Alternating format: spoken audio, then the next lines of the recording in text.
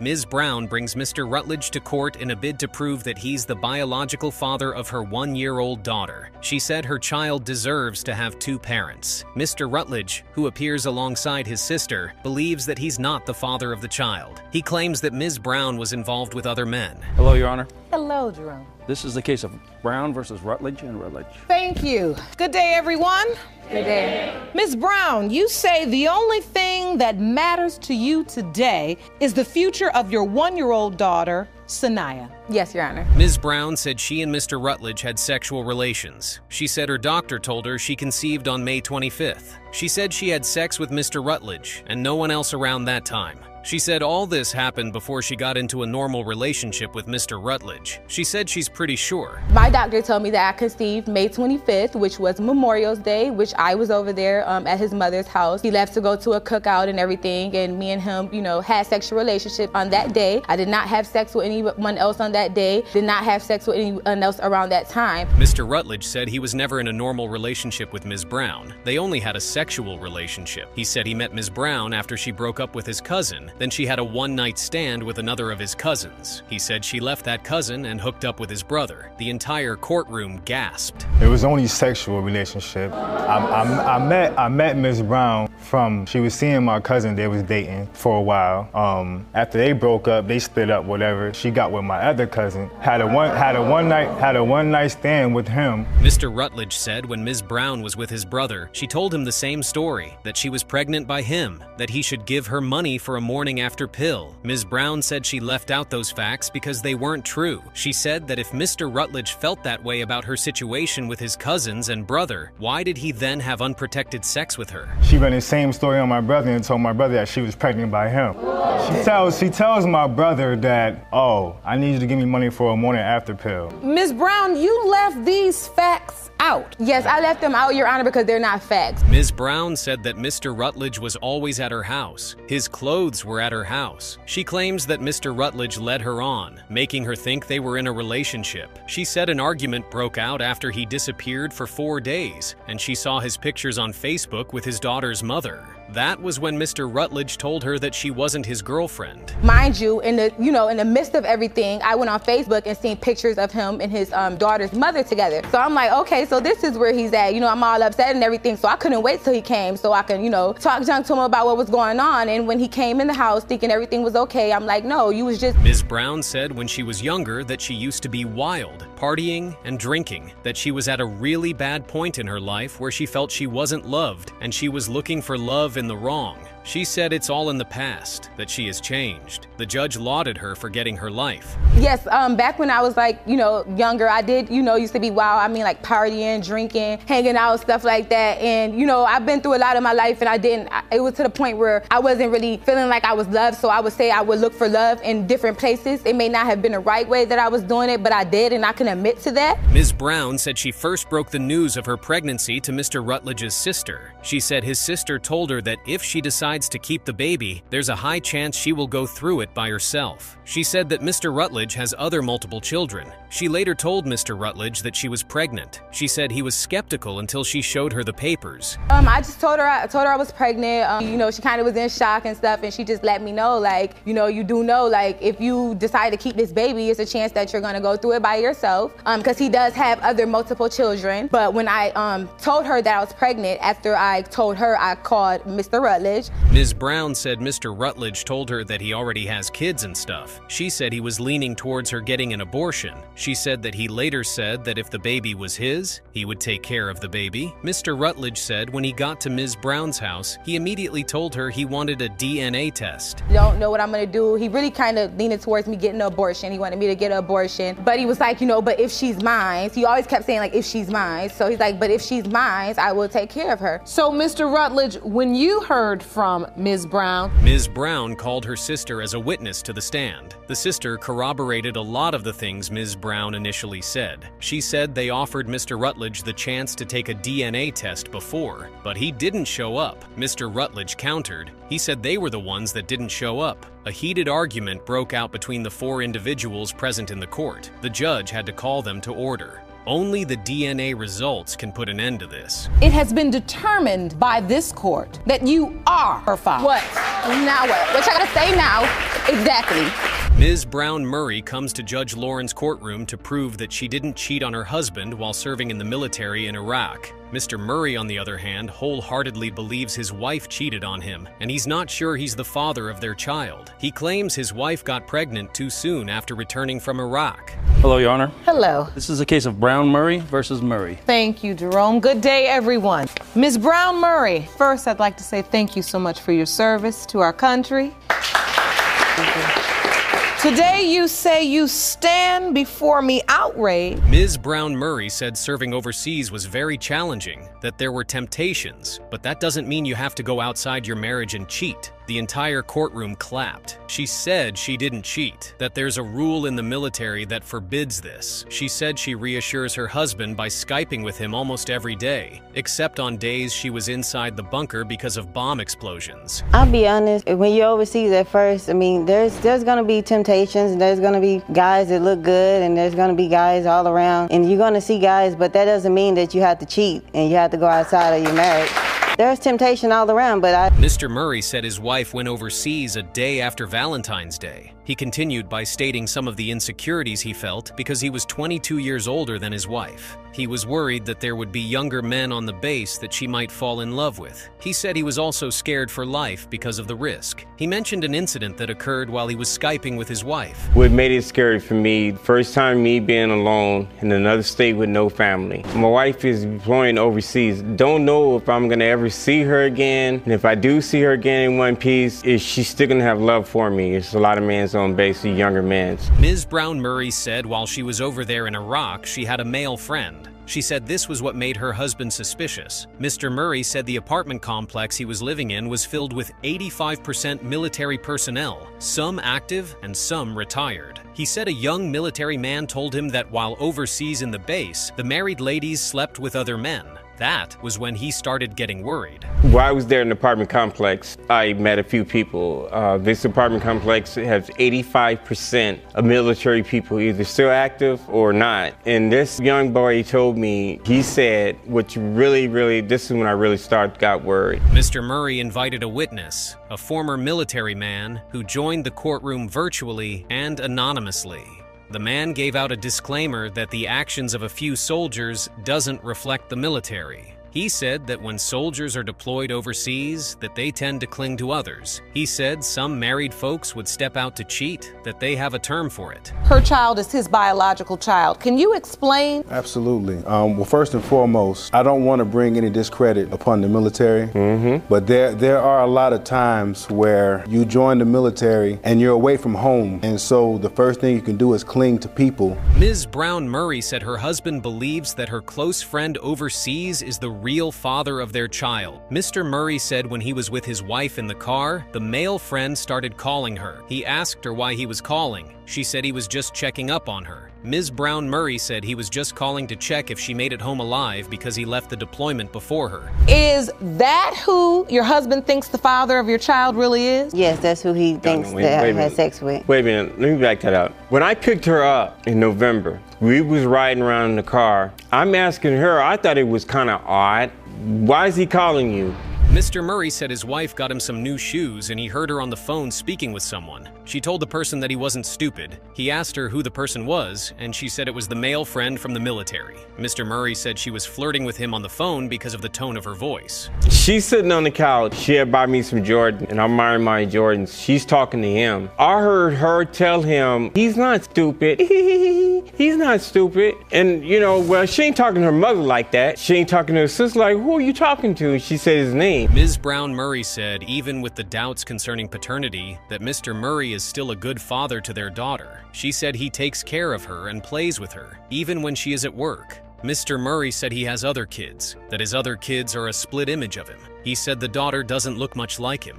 What has it been like to come home, to make it home alive, come back to your husband, and then you have a beautiful daughter, and he doubts whether or not it's his child? It's exciting to be able to come home, but with the doubt. Mr. Murray said his wife's sexual appetite changed when she returned, which was suspicious to him because she wasn't like that before. He said one night out of the blue, she showed him the pregnancy test, and before she came back, the doctor diagnosed him with a low sperm count. He said that's why he had his doubts concerning paternity. Only the DNA results can settle this. Mr. Murray, it has been determined by this court that you are her father. Thank you. I think Mr. Barlow brings Ms. Winslow to court. He claims his 8 kids looked like him, but he's not sure he's the father of Ms. Winslow's child because there's no resemblance between both of them. He said he knows who the real father is. Ms. Winslow is adamant that Mr. Barlow is the father, and if it turns out that he isn't, she said she knows the reason why. Your Honor, Hello. this is the case of Barlow versus... Thank you, Jerome. Good day, everyone. Good day, Young. Mr. Barlow, you say your 8 kids look exactly like you, but the defendant's son, Jabril, looks nothing like you. And that's because you're not his father. Mr. Barlow said he was away during the conception of the child. He said he believes while he was away that Ms. Winslow was sleeping with the landlord. Some members of the audience exclaimed. Mr. Barlow said he had a long history of infidelity, that when he went away, Ms. Winslow told him that payback is a B percentile dodge. The judge told him to watch his language. Whilst I was away, you understand? Whilst I was away, I believe she was sleeping with the landlord. You do? Yeah. And that's not possible, Your Honor. The landlord... Why do you believe that? What evidence do you have? Whilst I was away, I would call all the time because I got a long past of infidelity. Mr. Barlow said most times when he called, the landlord was always present there. Ms. Winslow said he was carrying out his landlord duties. She said the landlord requires her undivided attention, especially when he was there to fix something in the apartment. Mr. Barlow said the landlord was at the apartment at 10 p.m., putting the bed together. She says, yo, you calling me? He here. Call me back. Your Honor, the landlord was there at the house. So you're saying when you would call, the landlord would be there and she'd tell you to call back? Yeah. He was doing his landlord responsibility. So why hang up on me when I'm paying for the phone call? Because he need my undivided attention to see what's going on with the house. Ms. Winslow said the landlord doesn't have hired contractors in the 3-story building, that he handled everything himself, that if there's a leaking roof in her apartment at night with 3 kids there, that the landlord will come and fix it. The entire courtroom clapped. Ms. Winslow said she was pregnant at the time, that she can't possibly put bunk beds together. That's why she called the landlord. Because he doesn't have contractors. He does things so what his in a so-called girlfriend three-story about building this? himself. He doesn't have a hired contractor. He's doing everything himself. So if he has to come at 10 o'clock at night to fix some water that's leaking from my roof with 3 children in my house, then that's what he's gonna do. Mr. Barlow said he called over 80 times when he was away, and almost every time, Ms. Winslow would say she can't talk right now. Other times, she would say she got the landlord there and that she can't talk to him right now. Ms. Winslow said he was calling to hear background noises and he would be asking who's there, knowing fully well that she had 3 kids at home. What furniture did he buy? What he's talking What about furniture did he is buy? I didn't have a living bed. room Winslow, set. just a second. A living room set, a kitchen set. Like, once again, the bed that he put together. You understand what I'm saying? So you say he's down there, he's over there doing a lot of manly duties. Yeah, but how about this? Ms. Winslow said Mr. Barlow's insecurity stems from the fact that he was a cheat himself, and she hasn't cheated on him before. She also said Mr. Barlow didn't know what the landlord looked like, that he thought the landlord was old. When he finally saw the landlord was around the same age as them, his insecurities went over the roof. Mr. Barlow said he saw Ms. Winslow, the landlord, and his kids moving together with ice creams and sodas. Because I haven't cheated on him. You know what the real problem is, Your Honor? Mr. Barlow didn't know what the landlord looked like. So when he finally saw the landlord, he was like, oh, I thought the landlord was old. When he found out he was around our age. Ms. Winslow said the child doesn't look like her or Mr. Barlow. She thinks something might have happened at the hospital. She believes that the baby was swapped. She said it would be devastating to her if she eventually found out that that was what happened. She said she would have to start looking for her real child. Judge Lauren said that was the first time in this courtroom she's hearing about a baby being swapped. How However, he doesn't look like me or Mr. Barlow. So what you're saying is your son is very fair-skinned. Like, oh, he's a good question, beautiful Will. little boy. Yeah, that's. And so you feel like when you look at him, though, you don't see any resemblance. Nah, he ain't me. The judge adjourned the court to consult the results before proceeding. She said she wanted to make sure that Ms. Winslow was the real mother of the child. She returned from her chambers and read the maternity test. The results showed that Ms. Winslow was indeed the mother of the child. Ms. Winslow was happy, and she said she was relieved. Sir, I needed to look through the results. I had to find the maternity portion of the results so that I could confirm whether or not you are, in fact, Jabril's mother. These results state that the probability of maternity... Ms. Winslow said during the time she had been together with Mr. Barlow, he has had twins and triplets outside. The entire courtroom gasped. She said people were saying her child looked Hispanic, and because the landlord was Colombian, Mr. Barlow was insisting the landlord is the real father. Only the DNA results can settle this feud. It has been determined by this court. Mr. Barlow, you are the father. Thank you. Thank you. Thank you, Your Honor. Ms. Rogers brings her elementary school sweetheart, Mr. Stone, to court. She claims that Mr. Stone is the father of her son. Mr. Stone claims that Ms. Rogers is promiscuous, and it was only a casual fling. He said that Ms. Rogers has slept with some of his friends, that it was impossible that he was the father. Hello, Your Honor. Hello. Rogers versus Stone. Thank you, Jerome. Good day, everyone. Ms. Rogers, you say after an encounter with your elementary sweetheart, you ended up pregnant. You say the defendant has gone through great lengths to deny he is the father of your son, Christian. Mr. Stone. Ms. Rogers said she was childhood friends with Mr. Stone, but they both lost contact with each other for some time. She said she was at her friend's house one day and Mr. Stone walked in. She said they reconnected, they talked and laughed, and they ended up having sex with each other that day. She said they had sex multiple times that same day. Never kept in touch because we were so young. And one day after so many years of being apart, I was at my friend's house. I was at her boyfriend's house, and we was talking, laughing, joking about old times, how you been, catching up and stuff. Ms. Rogers said it became a normal occurrence. They consistently had sex with each other for a month. She said it continued until she found out that Mr. Stone had a girlfriend. They stopped talking. Mr. Stone objected. He said that when he saw Ms. Rogers at his friend's place, she was already hooked up with one of his friends. She was sitting on his lap. Ms. Rogers refuted the statement. Repeatedly, we would hang out, have sex, and it went on about like a month. Once I found out that he had a girlfriend, we stopped talking. You had no idea? I did not have no idea that he had a girlfriend. He told me about a girl that he had talked to, but he stopped talking to her. Mr. Stone said that all the time he had sex with Ms. Rogers, he was always wearing a condom. He said they only had unprotected sex once. Ms. Rogers said that he's lying, that they had unprotected sex several times. Mr. Stone said the only other time was during a threesome. The whole courtroom gasped. The threesome happened between Ms. Rogers, Mr. Stone, and his girlfriend. I was not sitting on nobody's lap. Your Honor, when I walked in, we caught eyes. She was on his lap. And I was not like on his I said, lap. we ended up talking. He could make you believe I was not. One at a time. Separated from everybody, we started talking. Yes, we ended up leaving from one of my friend's house, went to her friend's house. We did have sex. Mr. Stone said that one of his close friends told him he slept with Ms. Rogers. He said when Ms. Rogers told him she was pregnant, it was around the same time she was also sleeping with one of his friends. Ms. Rogers said the statement was false. She said the time she was having sex with Mr. Stone, she didn't have sex with anyone else. So your friends were talking? Yes. And you all basically compared notes? No, what happened was that all lying together. I told him like I knew Destiny for a while, you feel me? So I was like, you talked to her? He like, yeah, I talked to her. We did this, we did that. So I'm like, oh really? You feel me? Ms. Rogers said she found out she was pregnant when she went to the doctor to get her birth control pills. She said she wasn't trying to have more kids, that she already has 3 kids. Everyone was shocked. The judge said she's just 18 years old with 3 kids. Ms. Rogers said she just got accepted into college, so she didn't want any kids. And we was always telling people, oh, we went to school together. I was not sitting. But listen, Ms. Rogers, it really doesn't matter. At the end of the day, I mean, even if you were sitting on the friend's lap or you weren't, at the end of the night, you were sitting on Mr. Stone's. That's the problem.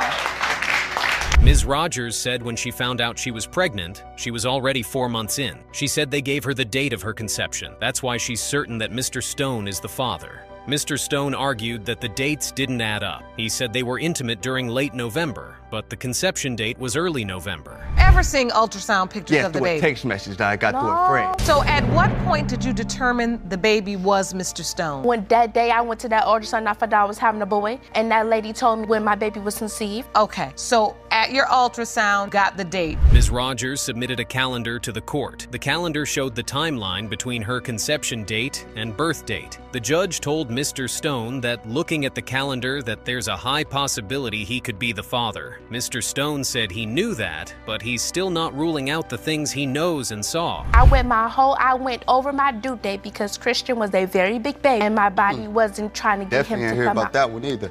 You say you were intimate with Mr. Stone in November, and that's when the doctors told you you conceived. Mr. Stone said the baby was forced on him. He said during a conversation he had then with Ms. Rogers, she told him that there's a possibility he couldn't be the father. Mr. Stone said he wasn't notified when she found she was pregnant. He said he found out through a friend. The judge said that both parties haven't agreed on one thing since. Only the DNA results can put this matter to bed. And determined by this court. Mr. Stone, you...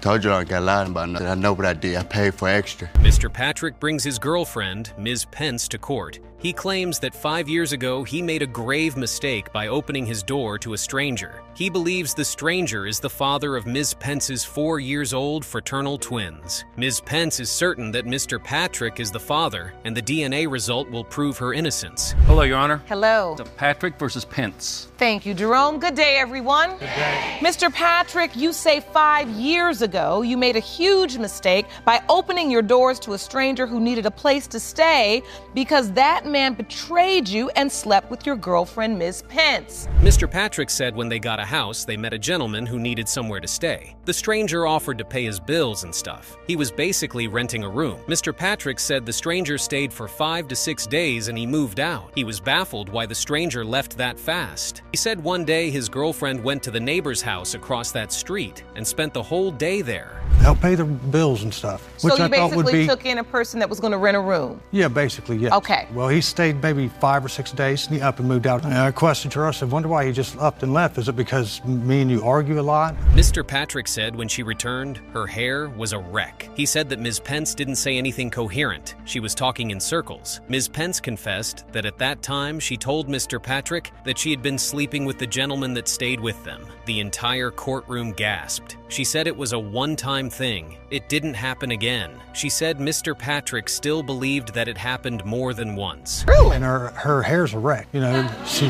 looked like she went through a hurricane or something. Miss Pence, you got missing overnight? I did, Your Honor. Why was you gone all night? You know what I mean? What'd you do? Who was you with? And what was her response? She just was talking in circles, basically. I confessed, Your Honor. Ms. Pence said Mr. Patrick had always accused her of cheating even before the incident happened. Mr. Patrick said she was too flirtatious. Ms. Pence said that was how she was raised, that she was from the South. Mr. Patrick said he was raised differently. Ms. Pence said she had never slept with anyone before that. I kind of went looking for him. Larry had continuously, from day one, accused me of cheating constantly. Mr. Patrick? Yes, Mr. Patrick. I had never slept with anyone else before that night. I had constantly... so flirtatious. I was constant... Ms. Pence said there was no specific reason as to why that guy.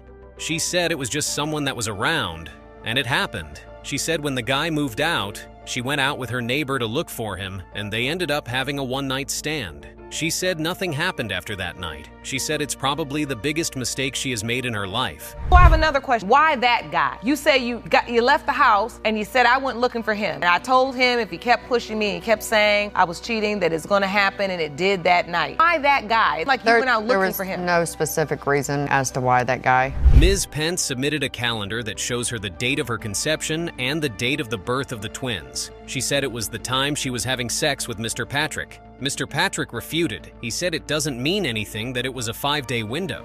The day Ms. Pence slept with the other man was 4 to 5 days in the same time frame. And then on August 7th is the date that the twins were born. That don't mean that. That's a 5-day window. It does. The doctor had said that the twins were conceived right around the 2nd of November, Your Honor. The twins were born almost completely full term. And if you count those dates back, it only leads to Mr. Patrick. Mr. Patrick said he believed that Ms. Pence slept with the other man more than once. He even petitioned the court to administer a lie detector test to Ms. Pence. Mr. Patrick believes that one of the twins has ADHD. He said it doesn't run in his family. A doctor was introduced into the courtroom. He's a little boy. I understand Mr. he's a Patrick. little boy, and I hope he grows out of it someday. I believe he's ADHD or There's something. nothing wrong He's with autistic. And so- Doesn't run in my family. How do It you doesn't know run in that? her- How do you know that it doesn't Well, run I've in your been with family? you for 10 years, honey. It doesn't matter. You don't know everything, every single thing about your family history. The doctor explained that it can be hereditary, but environmental conditions are still a factor. She said that it's not definitive that ADHD is passed down through the genes. Mr. Patrick argued that it's still a possibility, and it doesn't necessarily change his opinion on the issue. Things had nothing to do with it and things that the child was exposed to later. What are the chances that one twin may have a learning disability, but the other does not? Twins, if they're fraternal twins, which is this case here, Yes, they are no more closely related than any other sibling. Ms. Pence said that they've been constantly quarreling. Mr. Patrick said that if the test comes out and he finds out he's not the father, he will leave the relationship. He said if it turns out that if he's the father, there will be no trust in the relationship. The results of the lie detector were read aloud. It showed that Ms. Pence was lying about sleeping with the other man multiple times. Only the DNA results can resolve this matter. Mr. Patrick, you are the father. I told you that you was the father. I told you.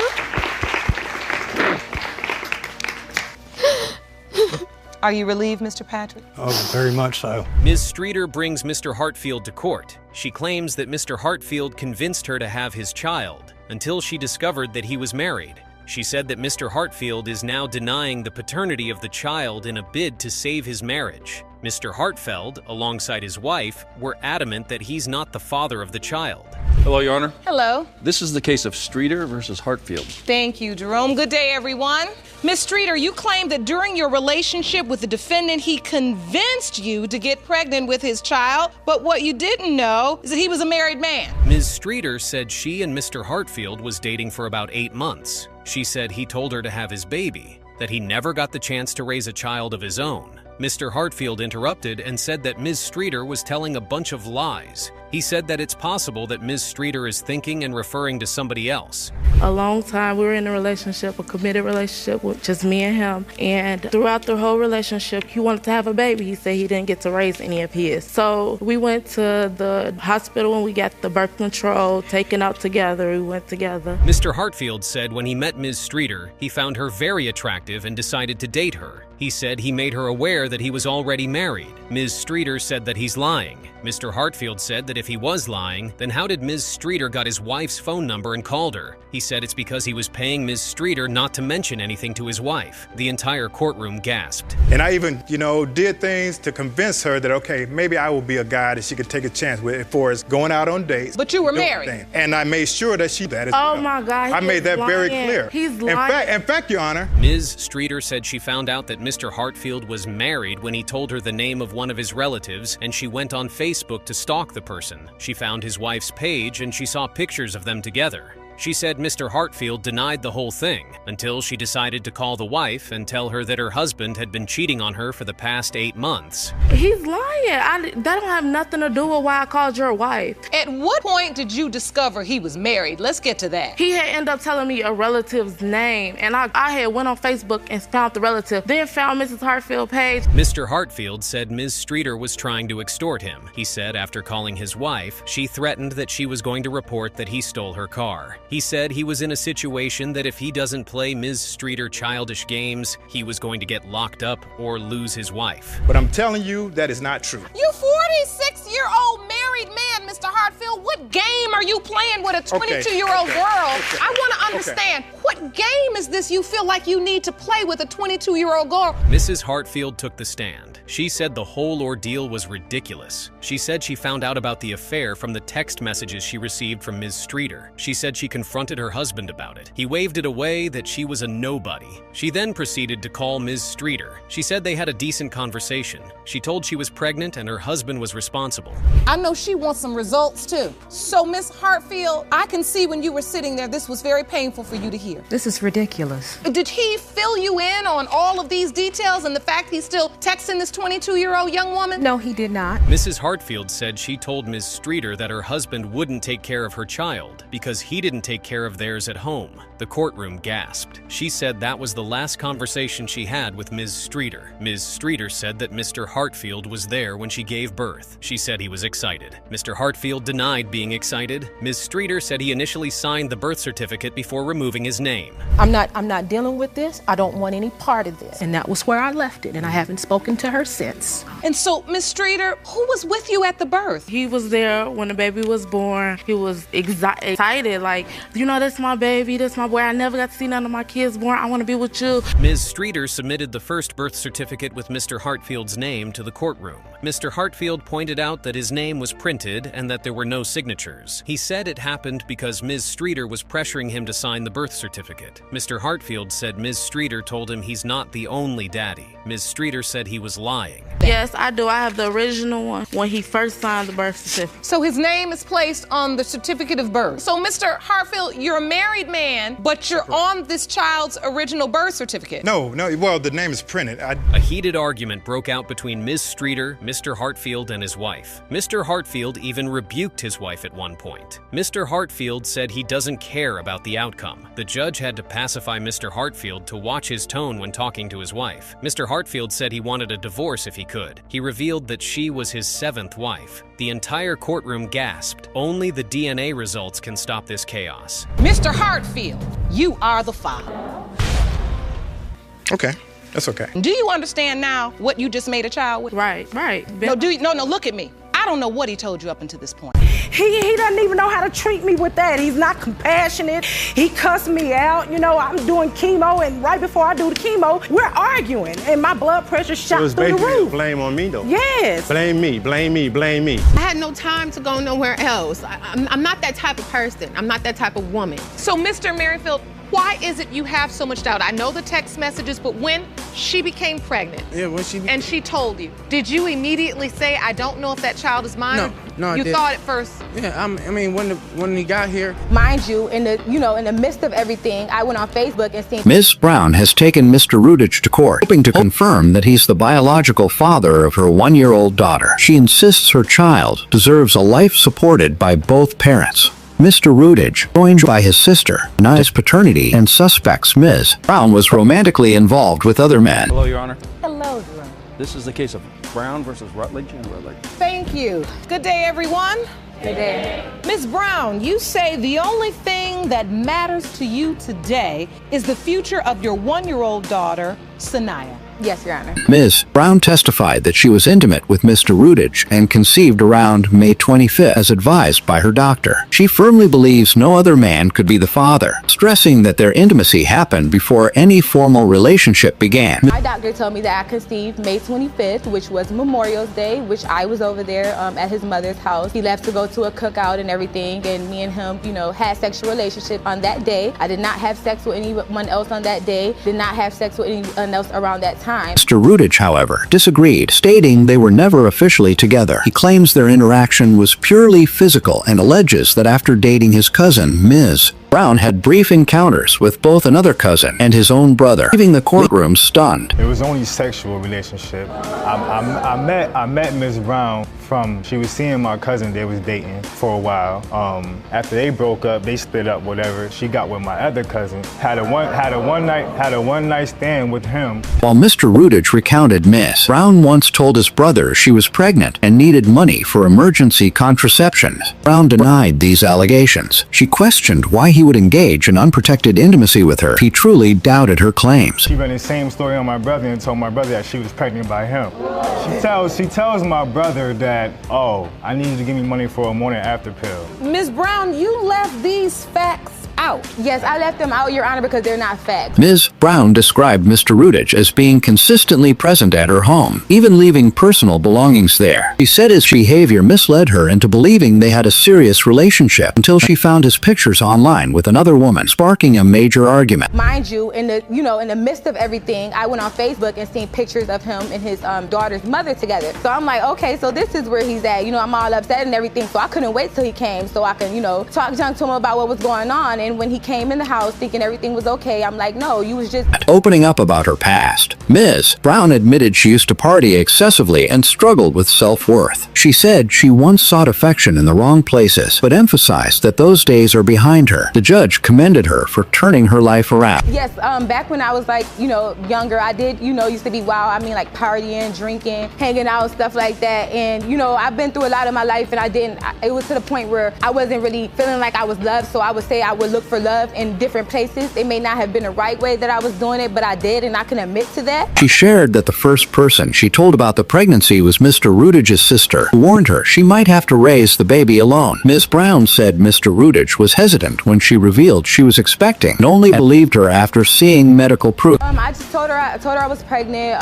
She kind of was in shock and stuff, and she just let me know, like, you do know, like, if you decide to keep this baby, it's a chance that you're gonna go through it by yourself, because he does have other multiple children. But when I told her that I was pregnant, after I told her, I called Mr. Rutledge. According to Ms. Brown, Mr. Rutledge initially suggested she consider ending the pregnancy, mentioning he already had other children. He later claimed he would be responsible if the child proved to be his, but requested a paternity test upon arriving at her home. Don't know what I'm gonna do. He really kind of leaned towards me getting an abortion. He wanted me to get an abortion, but he was like, but if she's mine, he always kept saying, like, if she's mine. So he's like, but if she's mine, I will take care of her. So, Mr. Rutledge, when you heard from Ms. Brown... Support her claims. Ms. Brown brought her sister to the witness stand. Her sister backed many of Ms. Brown's statements, including that Mr. Rutledge was offered a DNA test previously. Only the DNA test can now reveal the truth. It has been determined by this court that you are her father. What? Now what? What y'all gotta say now? Exactly. Mr. Barlow has brought Miss Winslow to court, expressing doubts about fathering her child. He claims all his 8 other children resemble him, but this one doesn't. He even suggested he knows who the actual father is. Your Honor. Hello. This is the case of Barlow versus... Thank you, Jerome. Good day, everyone. Good day, young. Mr. Barlow, you say your 8 kids look exactly like you, but the defendant's son, Jabril, looks nothing like you. And that's because you're not his father. Barlow stated he was out of town during the time of conception and suspects Miss Winslow was involved with their landlord in his absence. His comments stirred the courtroom, and when he used a derogatory phrase, the judge firmly reminded him to mind his words. While I was away, you understand? While I was away, I believe she was sleeping with the landlord. You do? Yeah. And that's not possible, Your Honor. The landlord... Why do you believe that? What evidence do you think? While I was away, I would call all the time because I got a loan pass. Barlow claimed every time he called home, the landlord was present. Miss Winslow counted, saying the landlord was just doing his job, handling repairs personally since the building has no contractors. She added that heavy tasks like assembling furniture weren't possible for her while pregnant. She says, yo, you calling me, he here, call me back. Your Honor, the landlord was there at the house. So you're saying when you would call, the landlord would be there and she'd tell you to call back? Yeah. He was doing his landlord responsibility. So why hang up on me when I'm paying for the phone call? Because I need my undivided attention to see what's going on with the house. She defended the landlord's late-night visits, explaining that with no staff in the 3-story building, he's the one who shows up, even at night, to handle emergencies. And she was expecting and couldn't set up bunk beds for her kids. He came to help. The courtroom applauded her explanation. Because he doesn't have contractors. He does things so what his in a so-called girlfriend about building this? himself. He doesn't have a hired contractor. He's doing everything himself. So if he has to come at 10 o'clock at night to fix some water that's leaking from my roof with 3 children in my house, then that's what he's gonna do. Barlow claimed he called over 80 times while away, and Miss Winslow often told him she was busy or that the landlord was around. He accused her of dodging his calls. Miss Winslow responded that he wasn't calling to talk, was eavesdropping, trying to catch her in something. Furniture did he buy? What he's talking about is I didn't have a bed. living room set. Just a second. A living room set, a kitchen set. Like, once again, the bed that he put together. You understand what I'm saying? So you say he's down there, he's over there doing a lot of manly duties. Yeah, but how about this? Miss Winslow pointed out that Barlow's constant suspicions were a projection of his own cheating habits. She said she'd never been unfaithful. She revealed Barlow had never even seen the landlord before and wrongly assumed he was old until discovering he was around their age, which sparked Barlow's jealousy. Because I haven't cheated on him. You know what the real problem is, Your Honor? Mr. Barlow didn't know what the landlord looked like. So when he finally saw the landlord, he was like, oh, I thought the landlord was old. When he found out he was around our age. Interestingly, Miss Winslow admitted the baby doesn't resemble either her or Barlow. She wondered if there could have been a hospital mix-up, possibly a baby switch at birth. Judge Lauren was taken aback, stating she'd never encountered such a claim in her courtroom. However, he doesn't look like me or Mr. Barlow. So what you're saying is your son is very fair-skinned. Like, oh, he's a beautiful little boy. Yeah, that's... And so you feel like when you look at him, though, you don't see any resemblance. Nah, he ain't me. The judge paused proceedings to verify the truth. When she returned with maternity results, it was confirmed Miss Winslow is the biological mother. Miss Winslow breathed a sigh of relief, overwhelmed by the confirmation. I needed to look through the results. I had to find the maternity portion of the results so that I could confirm whether or not you are, in fact, Jabril's mother. These results state that the probability of maternity... Gasps filled the room. She said some people claim her baby looks Hispanic, and because the landlord is Colombian, Barlow believes he's the real father. But only DNA can reveal the truth. It has been determined by this court. Mr. Barlow, you are the father. Thank you. Thank you. Thank you, Your Honor. So far, we've only seen the trailer. What you're about to see will blow your mind, so keep watching. She said that I was her father. Okay, but what about when she was 10? When she was 10, and we were together, and she was calling you daddy. Told me that she was my father. You told me that she looked like you. Okay, similarity. I said that. Okay. I know I said okay, that, then. but I didn't say. So did you say that I was her father? Mr. Fields, you are... Ms. Graves fears her marriage is hanging by a thread. She's desperate to prove that her husband, Mr. Baker, is the biological father of her 19-year-old daughter. Mr. Baker, however, has serious doubts, claiming she once told him there were other possible fathers. Graves, you state your marriage is on the rocks and on the brink of divorce. Yes, ma'am. You're suing your husband, Mr. Baker, for a paternity test to prove that he's your 19-year-old daughter, Vanisha's biological father. You claim you're hoping this DNA test will fix your family. She says her home doesn't feel like one anymore. Her husband is distant, emotionally absent, and she's left carrying the weight of the relationship alone, trying to keep it from crumbling. 2 years ago, you had a daughter. Yes, ma'am. And for a year, he thought it was his biological daughter. Yes. But you were honest that it may or may not be. Ultimately, you had a DNA test and it was determined that, in fact, he was not the biological father of your older daughter. Yes, ma'am. This is the reason why you believe he has doubt concerning your daughter, Vanisha. Correct. Shockingly, this isn't the first time something like this has happened. In the past, Mr. Baker raised a child for a full year, only to find out he wasn't the father. So, it's not surprising he's now filled with suspicion. Mr. Baker, why are you cursing a 19-year-old girl? What is this behavior? I mean, verbal words come out due to the fact that, hey, she felt like I hurt her. So, he does me the same So way. what I'm trying to understand is, Ms. Graves, you believe this treatment, the way that he interacts with your daughter is based upon his doubt? Yes. Still, while Ms. Graves admits her faults, she insists that Mr. Baker crossed a line by verbally attacking the children. She believes past mistakes don't give him the right to mistreat innocent kids who had no part in the drama.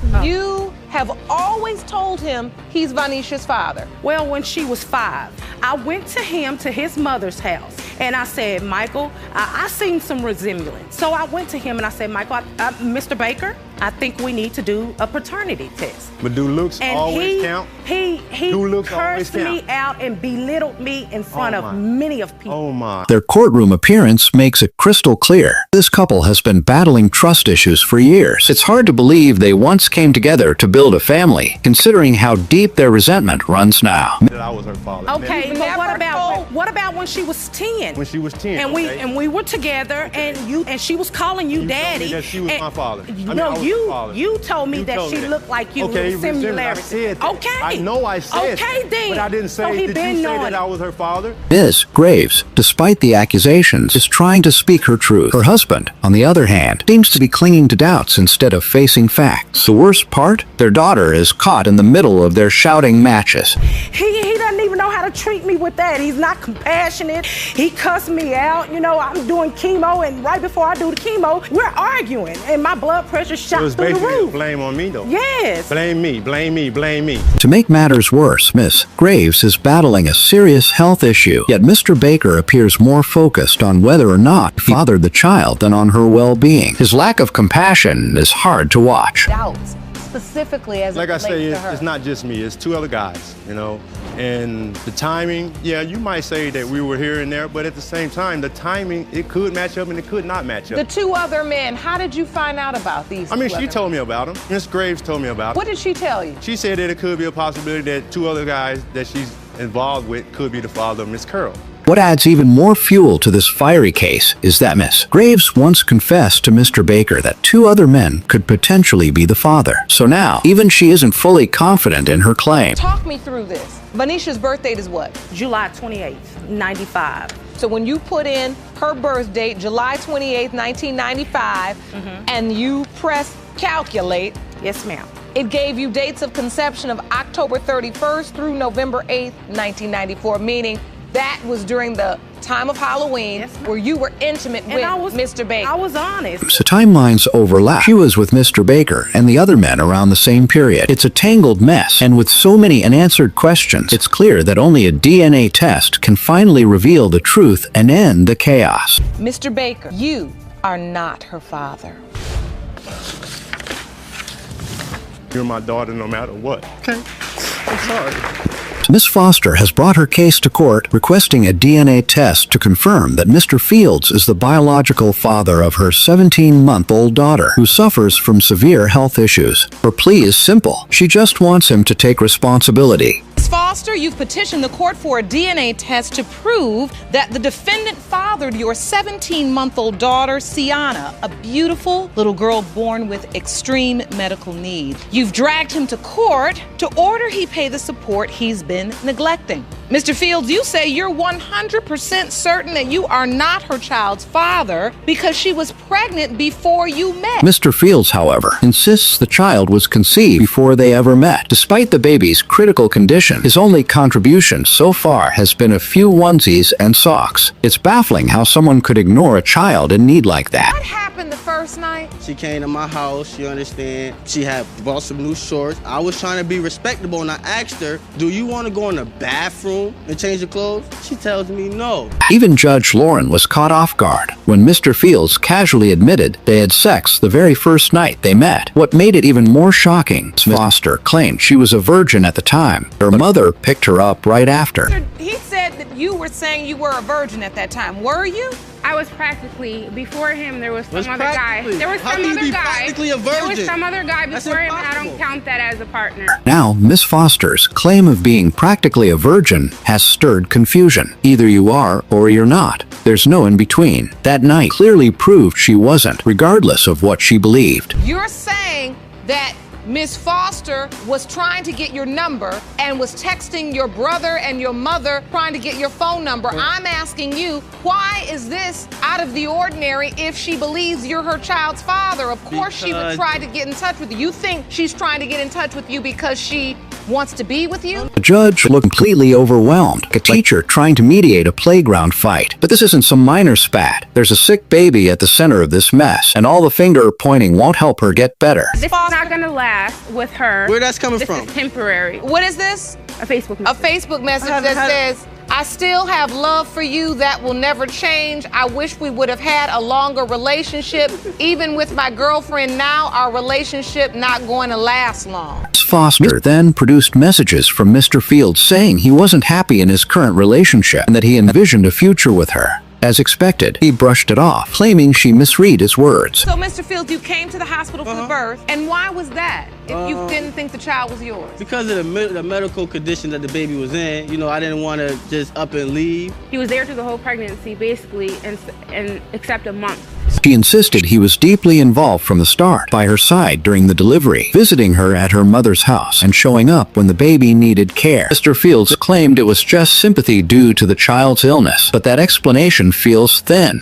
Family meetings. His family got into his head. was in Texas. Me and his mother actually had a good relationship, so I honestly don't know what happened. Towards the end, I'm not gonna lie, I was really rude to J. Qual during my pregnancy because I was underneath a lot of stress. Then came a brutal moment. Mr. Fields coldly told Miss Foster to suck it up after she spoke about losing her twins. His lack of empathy was shocking. The courtroom visibly tensed at his callous response. This cavalier, I don't care, everything's a shrug of the shoulders, nothing matters to me. When we're sitting here talking about a child that literally is fighting for her life to have a healthy life. Unsurprisingly, Judge Lauren didn't let that comment slide. She laid into Mr. Fields for his insensitivity. With emotions running high, everyone turned their eyes to the DNA results because only science can end this painful standoff once and for all. Mr. Fields, you are her father.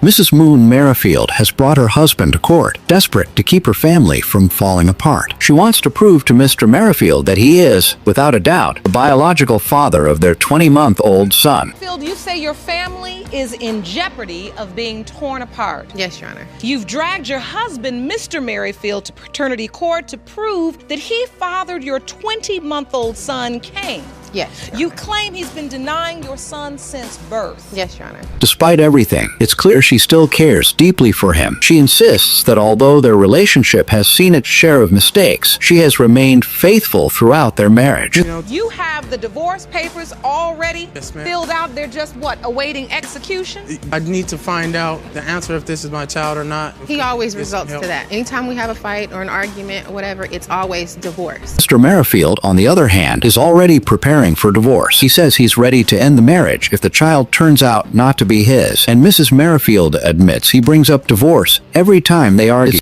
The reason why we're here in the first place, man, I caught her texting some dude that supposedly was supposed to be her ex-boyfriend that was right before my two sons was he did. born. Yeah, he whatever. did. I've seen some Facebook messages from these guys, this person before. It seems Mr. Merrifield has trouble trusting her, especially since she texts other men, even though he's still in touch with former flings who leave comments on his Facebook posts. The double standard isn't lost on anyone. And you say, are you messing with my wife? Yes. And he says, hey, bro, don't nobody want your wife. I'm far from it. And I'm not about to be arguing with you. You need to be with your wife instead of acting like a clown. Mrs. Merrifield claims her communication with other men is harmless. She insists she never crossed the line, especially with the man she frequently texts, just a longtime friend, according to her. We was together, the first 3 years was good, all the way up until 18. Once we turned 18, she started saying, I was her first boyfriend, first everything, so she wants to experience, other men and other things. So I'm like, okay, I have to deal with that. She'll break up with me for a weekend, go do whatever she want to do and come back and want to be back together on a Wednesday. That's a You know lie. what I'm saying? Appears to be years of mistrust between the couple. The problems didn't begin with this child. They've been building over time due to a lack of open communication and mutual respect. Mr. Merrifield, Yes. can you please explain to me the doubt you have concerning Cain's paternity? Okay, the doubt that I have, the reason why I have doubt is I found her texting 3 different dudes. 16 years of marriage, and yet they argue like strangers. Every sentence sounds like a trigger, and it's obvious Judge Lauren's patience is wearing thin as she tries to make sense of their tangled story. Do you have proof that your wife was intimate with anyone else during that time Besides as well? the text messages, no. But her ex-boyfriend, the one who I think might be the dad, she was talking to his mother and sent her a picture of his 1-year-old son. Despite all his suspicions, Mr. Merrifield has never actually caught his wife in a compromising situation, basing his accusations on assumptions and text messages, which might all just be paranoia. What do you know about this situation? Mr. Merrifield has stated that the reason why his wife says she's even with him is because it's your fault, because you took him in and she had no one else to date, and now she's caught in this. That's what she said all the time. Mrs. Merrifield's mother stepped in and delivered a dose of tough love to both of them. She made it clear she supports them, but won't hesitate to call them out when they're wrong. Definitely the voice of reason in this chaos. I had no time to go nowhere else. I'm not that type of person. I'm not that type of woman. So, Mr. Merrifield, why is it you have so much doubt? I know the text messages, but when she became pregnant and she told you, did you immediately say, I don't know if that child is mine? No, I You didn't. thought at first. Yeah, I mean, when he got here, When it comes down to it, not every child will look like their father. Genetics can be unpredictable, but enough of the back and forth. It's time to let the DNA test bring the truth into the light. Mr. Merrifield, you are Cain's father. Or apologies, Devontae.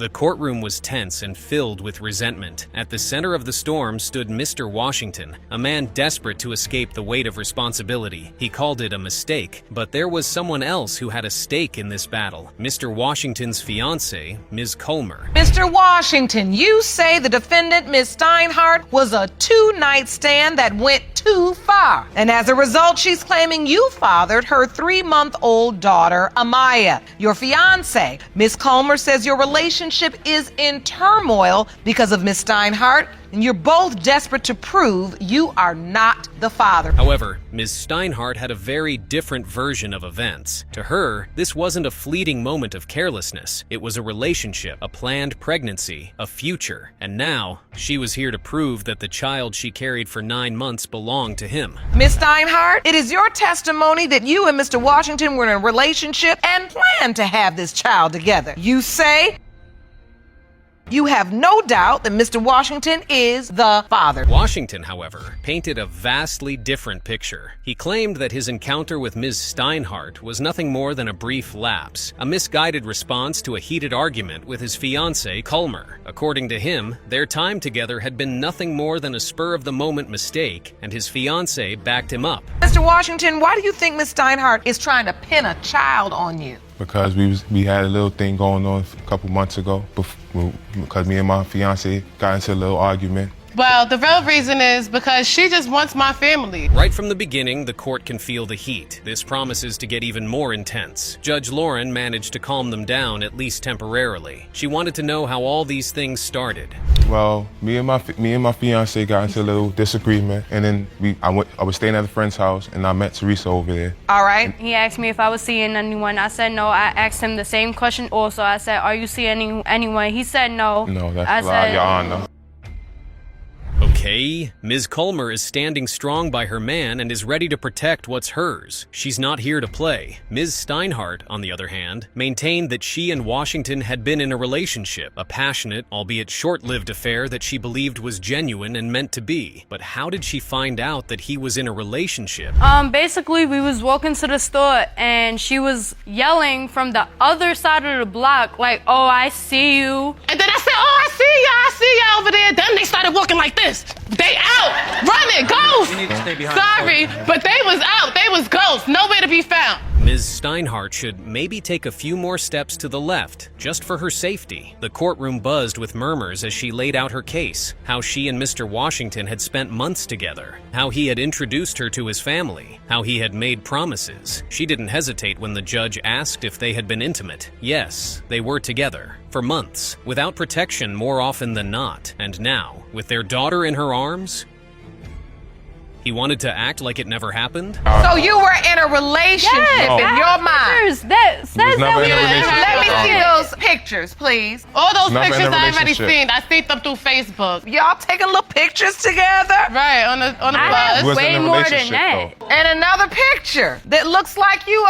all booed up. The judge, ever the voice of reason, tried to rein in the verbal sparring, but the insults flew like daggers. Mr. Washington's defense was flimsy at best. His story wavered. First, it was a short fling, then a 2-month affair, then 3. He swore he had always used protection, except when he didn't. But Ms. Colmer wasn't here to pick apart his inconsistencies. She had already made up her mind. For how did you find out about the pregnancy? All right, I found out through social media. She posted all those pictures that you have here with a picture of a pregnancy test on the social media page and said, oh, my baby father. It was clear that Mr. Washington's relationship was built on a crumbling foundation of lies.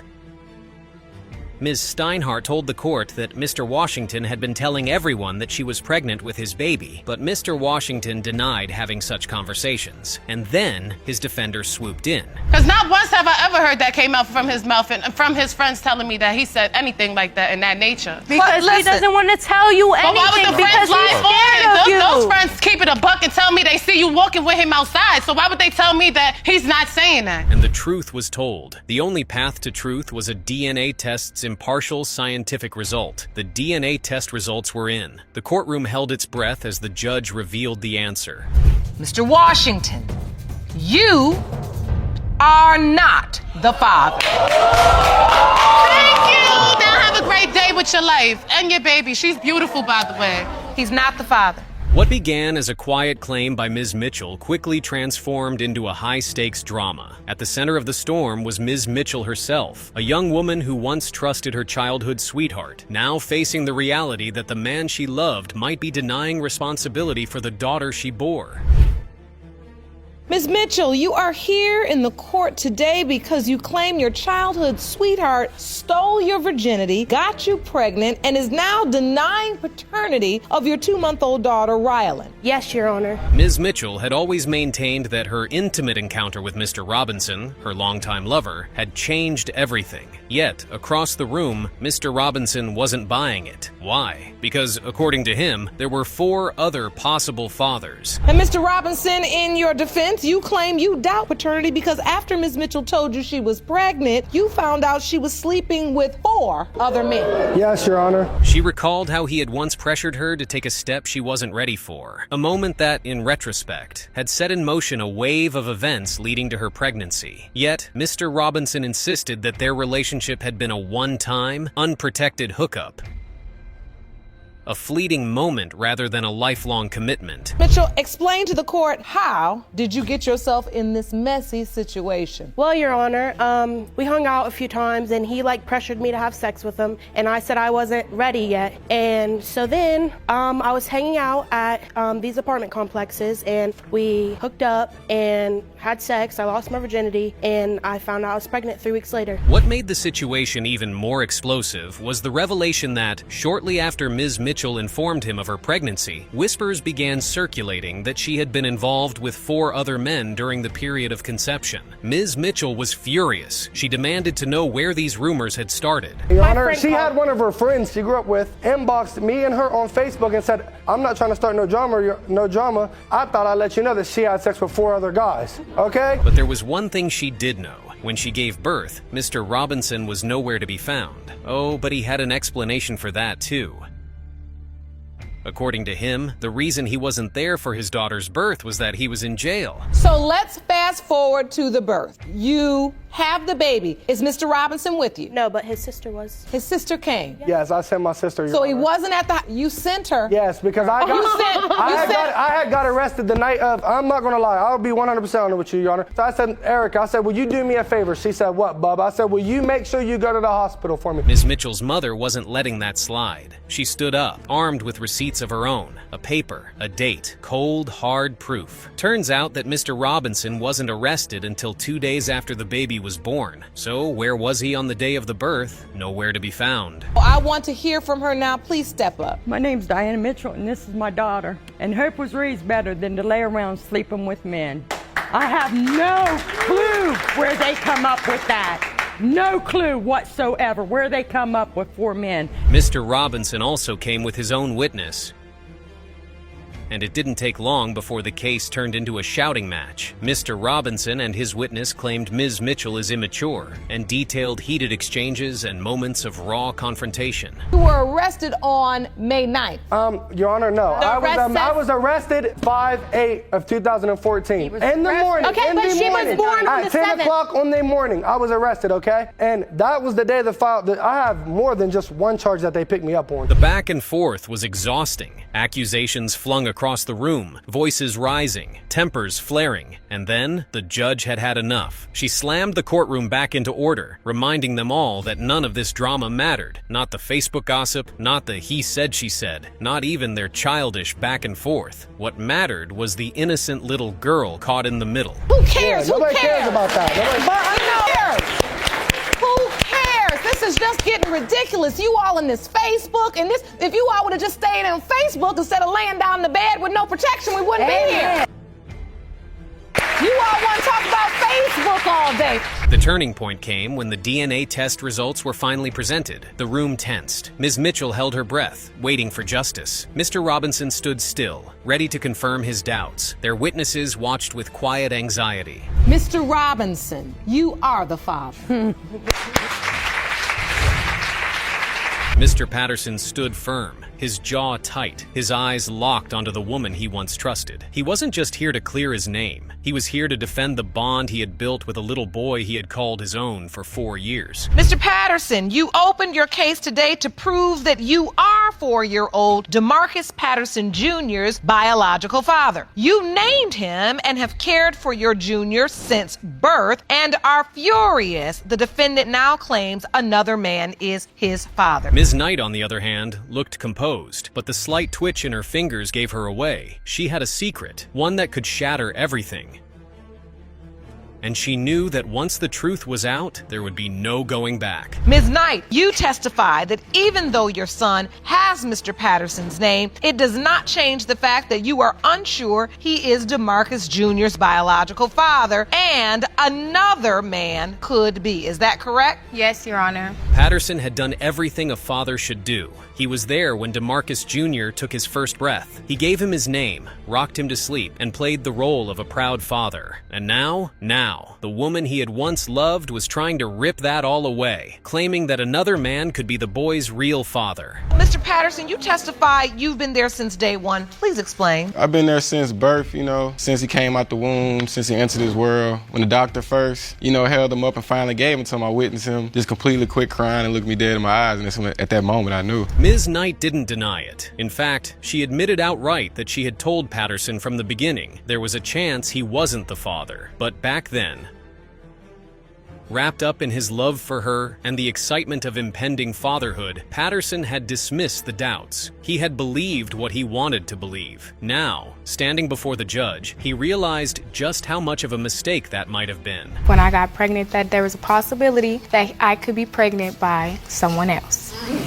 So you were honest from the start? From the beginning, yes. Do you remember this conversation, Mr. Patterson? Yes, Your Honor, in a way. When she first told me she was pregnant, that's when we was like, I guess you could say doing the house hopping thing, because like in order doing the what? The house hopping thing, because when she moved out of her parents' house, she ain't had nowhere to go, so let her live there too. But what made matters worse was how it all happened. Patterson thought they were solid until he found out she had left him for another man, just vanished. No call, no explanation. For 2 whole months. By the time she resurfaced, she had news. She was pregnant, and there was a possibility that the baby wasn't his. But Patterson, desperate to keep his family together, had welcomed her back anyway. He had chosen to ignore the nagging feeling in his gut, to trust that love would smooth out the rough edges of their past. You're saying she just left the house and you didn't hear from her for a month or two? Yeah, I was supposed to pick up from work, but my grandma made me feel worse about it because she was like, she knew she was too fast for me anyways, but going by what we Miss Knight, where did you go? What is going on here? I decided to leave because I wasn't over the fact that he cheated on me with this female. When their son was born, all doubts had vanished. The moment he held that tiny, fragile life in his hands, he had felt it. A connection so deep, so undeniable, that the truth seemed irrelevant. He had signed the birth certificate, given the baby his name,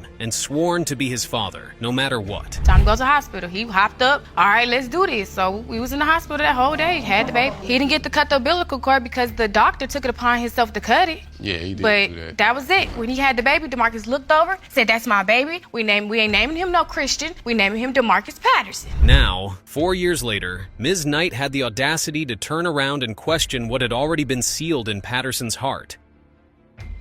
And worse, she had named a possible second contender, the mysterious Mr. Sigler. He's 4 now. He's 4 now, so I look at and it now. And the conversation about DNA tests, this is not the first time I brought it up. I done set appointments. No one wants to help me with half the payment. I help with that. Now, it's just, I know you evil. If they say that I don't get to take my name off or have a DNA test, you'll put me on child support if you could. Look, you know it's a possibility that you're the father. In a twist that deepened the drama, Mr. Sigler stepped forward as a witness who not only confirmed his own connection to the events, but also claimed a paternal bond with the child. His account was equally compelling. He recalled when he had been there during a critical moment when Ms. Knight first learned she was pregnant. His testimony suggested that his involvement had been more than a fleeting encounter. It had been a genuine moment of intimacy that could have resulted in fatherhood.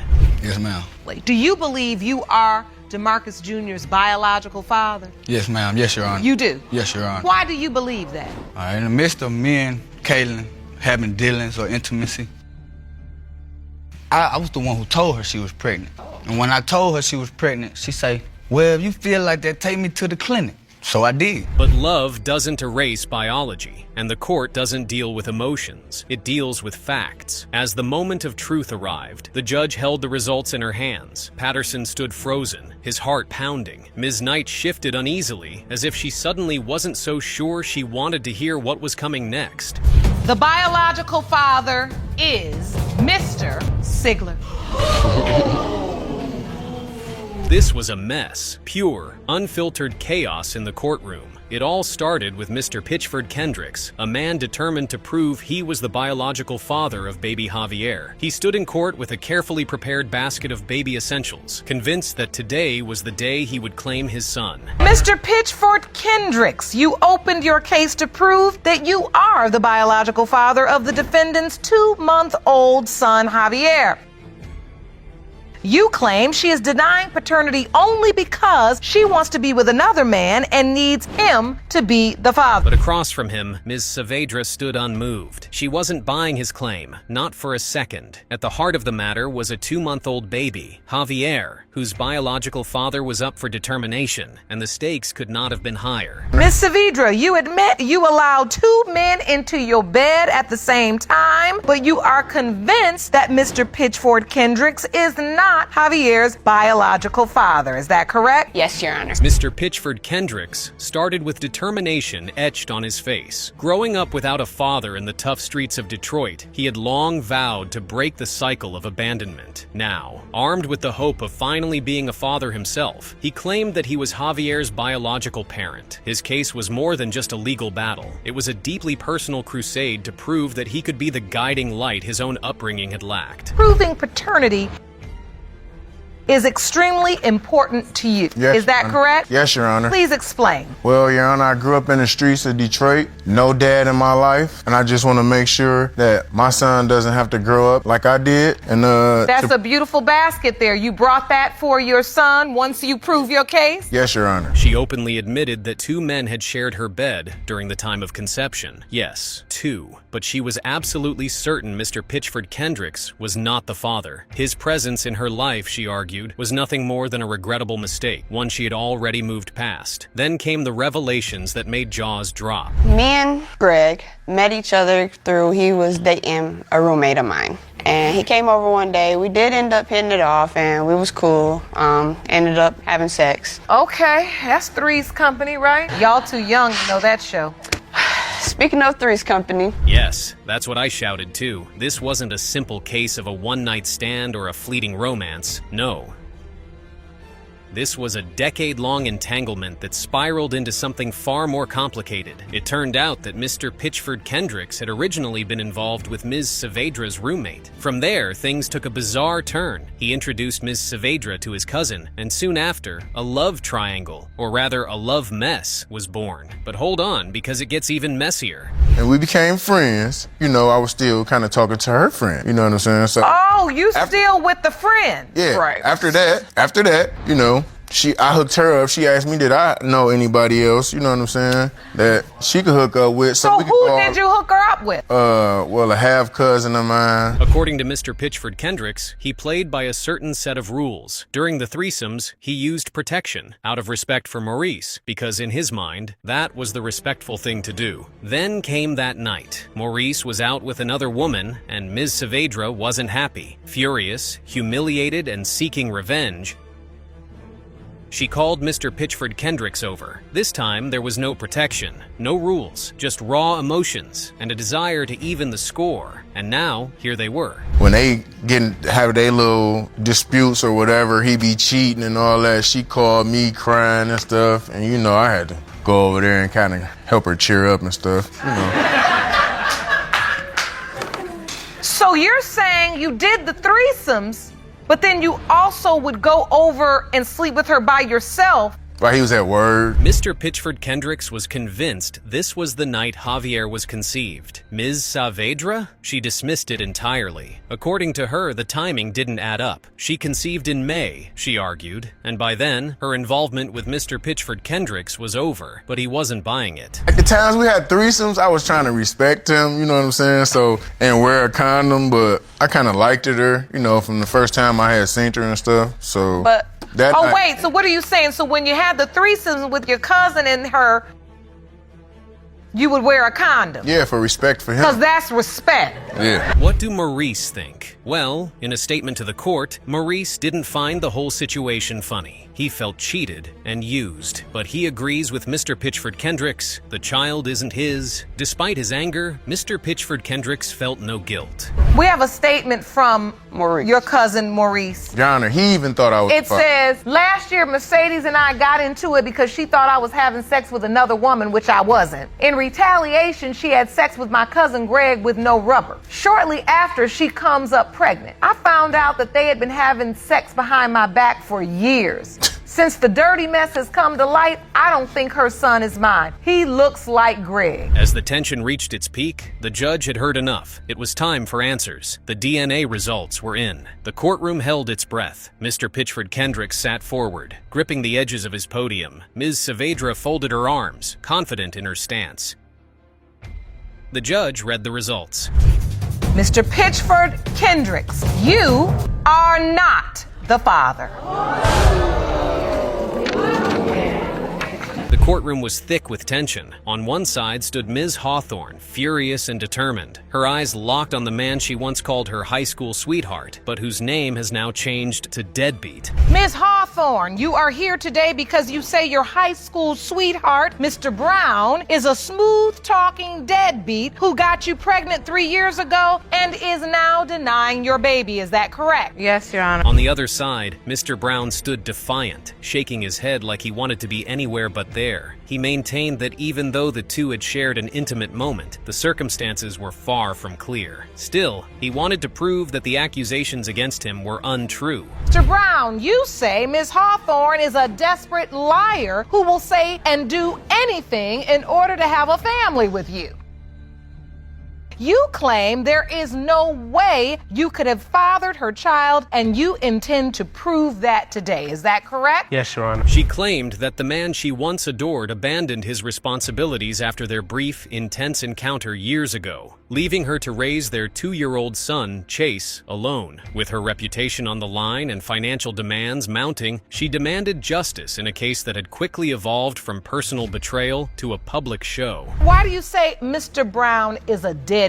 He doesn't do anything for Chase. He doesn't come see him, anything. And that makes you so angry? Yes. Because you feel like he's not honoring his responsibility? Right. And plus, I grew up without a father. But Mr. Brown wasn't having it. He swore up and down that there was no way the child could be his. According to him, this was all part of an elaborate scheme, one fueled by desperation and obsession. Ms. Hawthorne, she was just a woman who wanted a family with him so badly that she'd stop at nothing.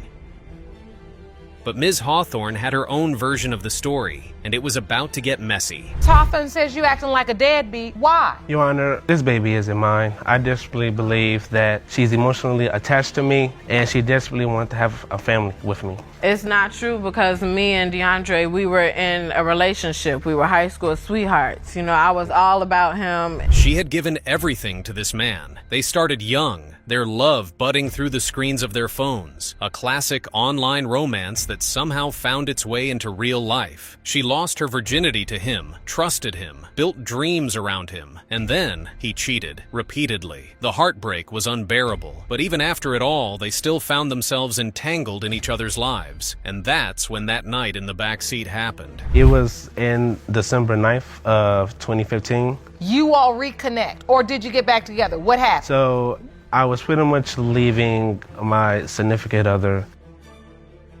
I was coming over to talk to Bria about us not seeing each other anymore. So we was in the car and we ended up getting into a heated moment, and both of us started kissing and ended up having sex in the back seat. Now, 3 years later, Mr. Brown stood in front of a judge, denying it all. His defense? A weak one at best. He claimed they were only together once, and that it was a farewell, not a rekindling. He didn't even finish the act. The audience scoffed. The judge raised an eyebrow. Even he had to know how ridiculous that sounded. But Mr. Brown wasn't done making things worse for himself. So you say you didn't complete the act, and so therefore you can't be Chase's biological father? Correct, because before I came to her, I had sex with my girlfriend.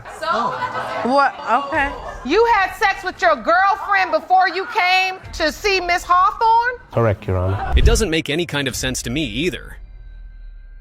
And just when it seemed like the courtroom had heard it all, another twist surfaced. Ms. Hawthorne had a male roommate during the time of conception. Mr. Brown jumped on it, but Ms. Hawthorne shut that down quickly. Mr. Brown, Yeah, sure. you say it's a shady situation. Correct. But you, the #1 shade tree, because you had sex with your girlfriend, then came there and had sex with Ms. Hawthorne. On the other hand, Mr. Brown's defense was riddled with inconsistencies that only amplified the drama. His story was further undermined by evidence brought in by Ms. Hawthorne's mom. The text suggests that Mr. Brown accepts that he is the father. Mom, Ms. Hawthorne, when you testify, you seem to say that Mr. Brown is pretty much, he's indicated to you that he knows he's the father, that he believes he's the father. Right, he sent a through text text. to me. Right. How? He sent a December the 4th, I text him and asked him, I said, Bria is not working. Can you get something for the baby? And he said, I don't have the money now. I said, well, I guess Chase won't have a Christmas. The courtroom was a pressure cooker of emotions as Ms. Hawthorne and Mr. Brown traded barbs about their past. As the heated debate raged on, the judge grew increasingly exasperated by the conflicting accounts. There is only one way to solve this. Long-awaited DNA test results were presented. Mr. Brown, you are not the father. Ms. Johnson was defiant. She swore up and down that there was no doubt Mr. Lewis was 6-month-old baby Josiah's father. The only reason he was hesitating, she argued, was because he had let gossip cloud his judgment. Ms. Johnson, you claim you have no doubts whatsoever that Mr. Lewis is the father of your 6-month-old daughter, Josiah. You say the only reason he doubts paternity is because he heard false rumors. Her certainty, however, was met with fierce opposition. Mr. Lewis, accompanied by his own mother, maintained that his doubts about being Josiah's father were not the result of unfounded rumors, but stemmed from disturbing claims made by an ex-boyfriend of Ms. Johnson's. According to those whispers, there was a possibility, however remote, that another man could be the biological father. Now, Mr. Lewis, you and your mother say it's not only the rumors that have caused you to doubt, but also an ex-boyfriend of Ms. Johnson's who claims he might also be the baby's biological father. The origins of the issue date back to simpler times. Ms. Johnson recalled how her and Mr. Lewis's paths had first crossed during their school days, only to diverge and later reconnect through social media after she ended a previous relationship. Their rekindled friendship quickly blossomed into romance. Just 1 month into their renewed closeness, Ms. Johnson discovered she was pregnant. In her heart, she believed that their union was meant to create a family, and she boldly declared that the child was his. All started, me and Mr. Lewis was friends back in middle school, and then we stopped talking for a while. And then we met up again through Facebook. I had broke up with my ex, and then me and Mr. Lewis started dating in March of 2013, and I found out that I was pregnant. As the months passed, doubts began to grow. Mr. Lewis's initial excitement gave way to confusion when his mother received unsettling reports. They claimed that Ms. Johnson's ex-boyfriend had persistently claimed that he might be the father, and more shockingly, some of Ms. Johnson's relatives echoed these sentiments. When did the doubt come in? The doubt came in when I spoke with one of Ms. Johnson's family members. That's when the doubt came in. Really? From her family member? From one of her family members. What did they say?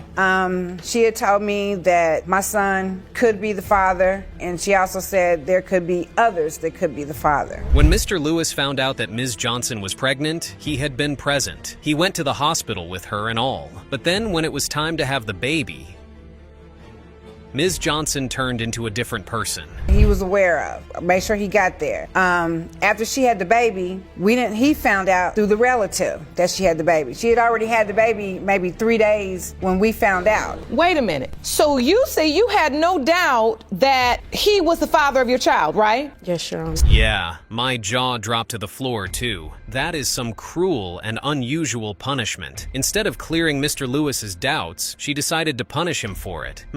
But But that wasn't all. Ms. Lewis had posted about her son being a father on social media. That's when things took a wild turn. Out of nowhere, the ex-boyfriend slid into her inbox, demanding she call him immediately. And when she did, his words left her shaken. I made a status on a social network. The ex contacted me. Wait, what did the status say? It was something like in reference of my son, finding out that he's a father, to now finding out that he may not be the father, it could be somebody else's. So the ex saw my status and sent me a message. And come to find out, I know the ex. He wasn't just some bitter ex trying to stir up drama. No, he claimed she told him he was the father. He believed he was the father. And the proof? Well, she was living with him. And a quick scroll through his social media revealed a series of damning photos of him proudly holding baby Josiah, captioning them with a single word, Daddy. Mr. Lewis was furious. He had trusted her. But now, it looked like he'd been played for a fool. And he was on the network holding the baby, saying I'm daddy, with pictures. And I've spoken with him verbally more than once where he was, yeah, I'm the daddy. So he was like, I don't know what's going on. The courtroom drama escalated when evidence emerged about a three-way phone conversation. Mr. Lewis recalled overhearing a conversation where Ms. Johnson admitted not knowing who the biological father is, even as Ms. Johnson repeatedly claimed that Mr. Lewis was the only man who could be Josiah's father.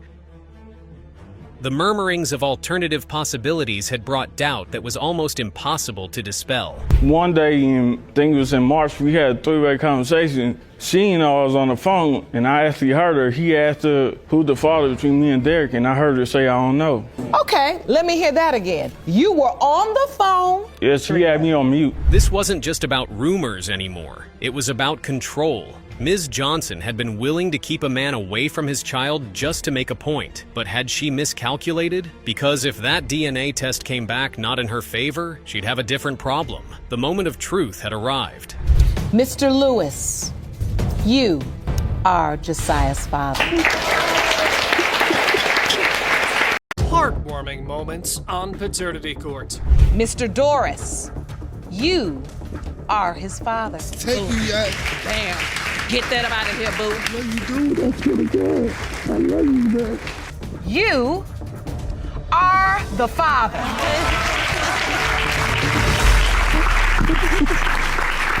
Mr. Doris was facing off against Miss Newell over the paternity of Laval Doris Jr. Now add $30,000 worth of child support, and the stakes were through the roof for these guys. The plaintiff needed a green light to launch an explanation on why he denied paternity.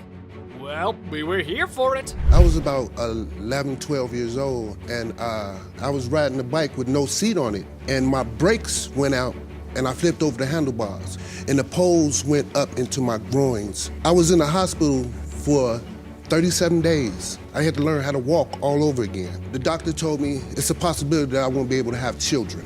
A not-so-heartwarming start to this tale, right? Moving on, the baby mama had another version to share of how the first meeting went down. It's a mix of bus stops, family members' porches, and questionable acquaintances, all rolled into one. We met on the bus stop, had a small conversation, engaged dinner while waiting on my bus, talked a little bit, found out our birthdays are the same day. Ooh, wild coincidence, I'm 1 year older than him. You're gonna turn around and tell me that another man was at my grandfather's house? How? I wasn't even living there, first of all. Second of all, we were living together when my son was conceived. But that don't make Junior mine. Buckle up, because things are about to get messier. Oh yeah, the suspicions take a sizzling turn when Mr. Doris finds a few questionable items in a diaper bag, of all places. Wow. Accusations fly, and trust goes straight downhill. Stop lying. Please stop lying. Because see, for one, you wasn't even allowed in my grandfather's house. So no, you was at my house when I found the my pictures. You was in my bedroom. The nudie. Mr. Doris, the person in question, I didn't meet this person till after my son turned a year old. This person stepped up to the plate and was a man to my son and is still a man and a father to my son till this day. Cue the hurt and betrayal.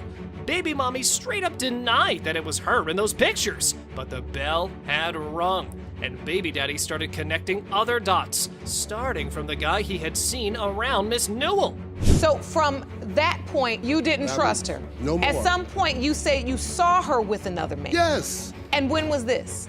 This was like the end of the 4 months we was together. She was pregnant already. I know she pregnant. So if she's already pregnant, why would you question whether or not you're the father? She with other guys. Because you feel like she was also with those other guys before. Yes. Things weren't heating, folks. They were boiling over.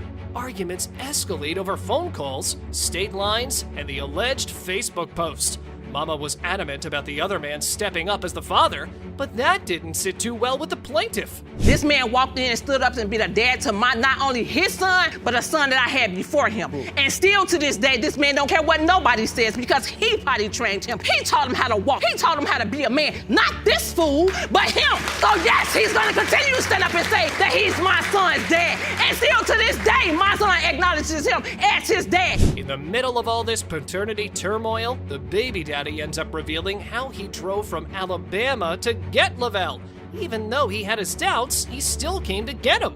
Now, that's heart-melting, no? I stopped what I doing. That week was over. I stopped what I doing. Took a day off work from Alabama, rented a car, and drove 800 miles to Chicago to get this boy. Did he pick him up? At the time he came, one at a time. Your Honor, let me explain. You just asked me a question. Now explain. I'm asking Miss Newell, did he come to your house to get him? Yeah, he came to my house to get him. And then did he pick him up? No, he didn't take him anywhere. Not only that, Mr. Doris had also signed the birth certificate, knowing the medical condition made it pretty impossible for the kid to be his. So why did he do that? It's a beautiful sentiment as to why he ended up acknowledging paternity. I had doubts, but I was so happy to have a son. And this is something that's been bothering me for the longest, Your Honor. Yeah, it's been bothering me. My mother, it's been bothering her. May her soul rest in peace. While we battling breast cancer with her, also I'm dealing with this Facebook. No, you wouldn't. Your Honor, if he's my son, I don't have no problem paying that. Finally, Lavelle Jr. stepped up and spoke out.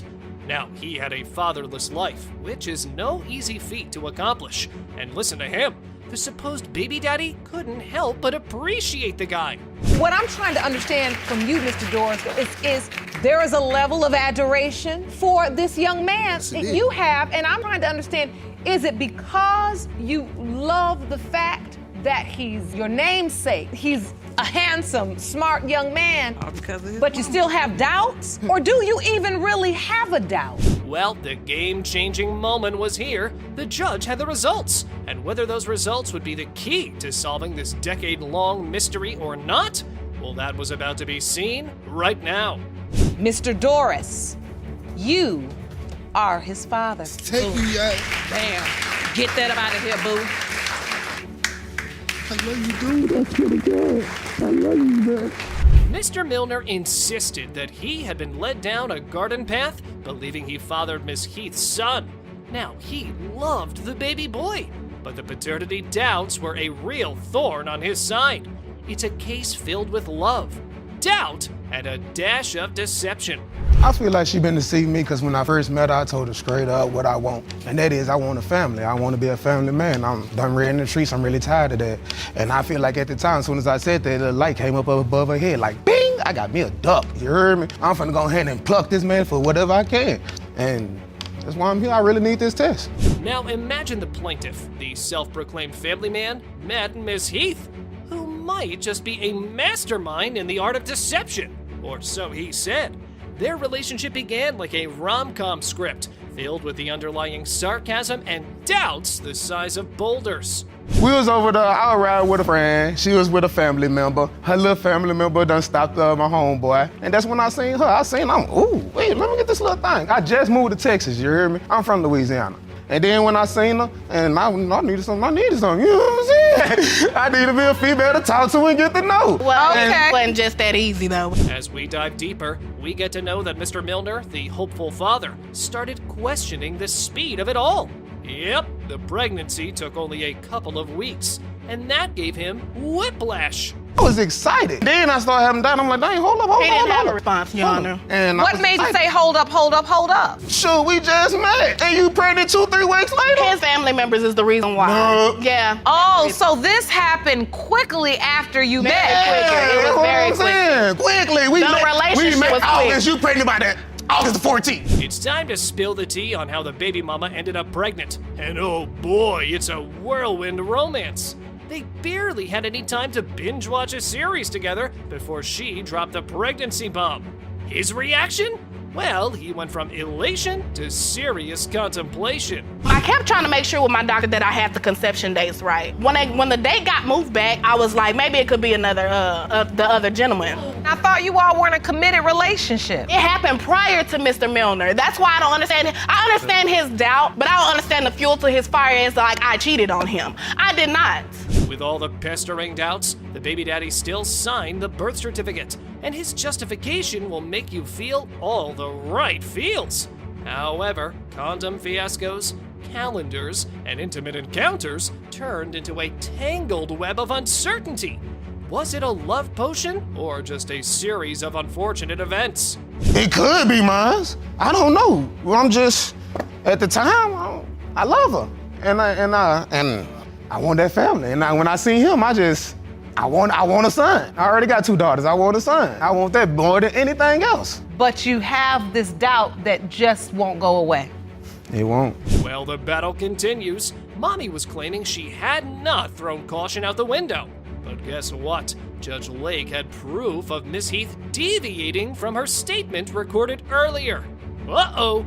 Did you ever tell the other man that he could be the biological father? No, man. When I called him, I strictly asked him about the condom. Period, point blank. He was like, no, you made sure that I used condoms. He was like, so I should, he was like, we stopped messing around before this, all of this transpired. And he said that nothing happened with the condom. The other gentleman is married, ma'am. Caught in a bold-faced lie, weren't we?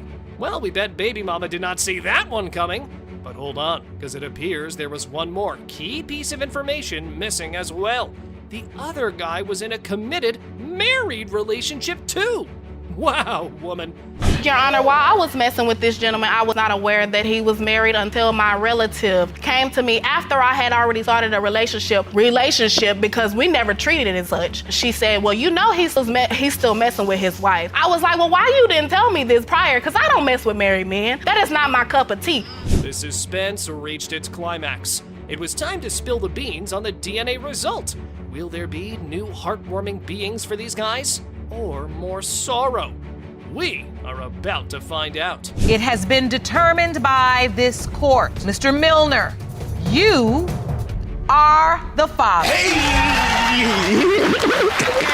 Oh, wow. I haven't seen you smile like this, Mr. Milner.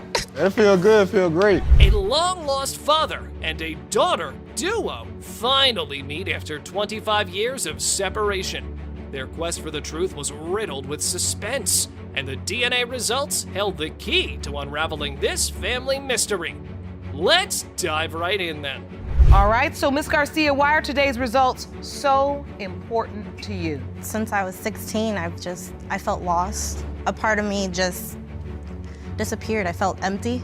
The man that is supposed to be my father, I can't get close to him. I don't want to get close to him because if I do, I feel like he's just gonna leave again.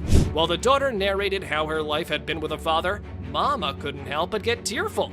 Guess it was her love for her daughter that finally pushed her to get some very real answers that she deserved. And in doing so, she was ready to face her past head on. Now that was all-worthy. Timothy and I dated for a short period of time. I got together with my ex.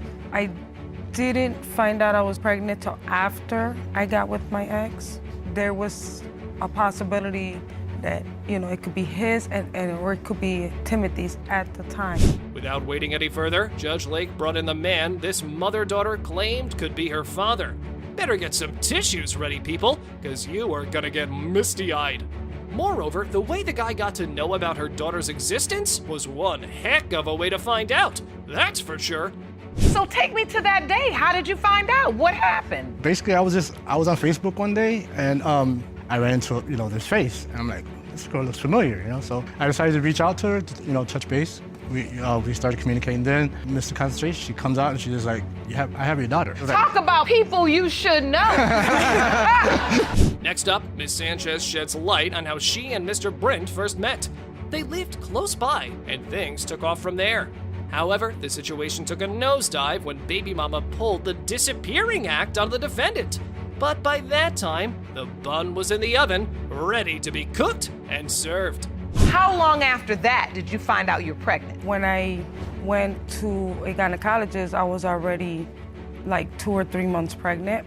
I had let my ex know there's a possibility that the baby may not be yours, but we both vowed to each other that we would give Monica a mother and a father and bring her up. Miss Garcia had slight problems with Mama's version of how the events went down, and recounting those events brought all kinds of emotions in her. Guess the years of pent-up sadness and disappointment were finally catching up to her. In the midst of this all, the conception window shines bright like a diamond. In order for her to get on government assistance, we had to do a DNA test. So we did that DNA test, and I'm thinking, well, there's no point. It's gonna come back that he's mine, but it came back that he wasn't, and that's when just the whole can of worms came out, so. And how did that change your relationship with this man? It changed it dramatically. Oh, baby, that window was complicated to say the least. The judge brought her calculator to the rescue. However, it didn't rescue the situation, man. Nuh-uh.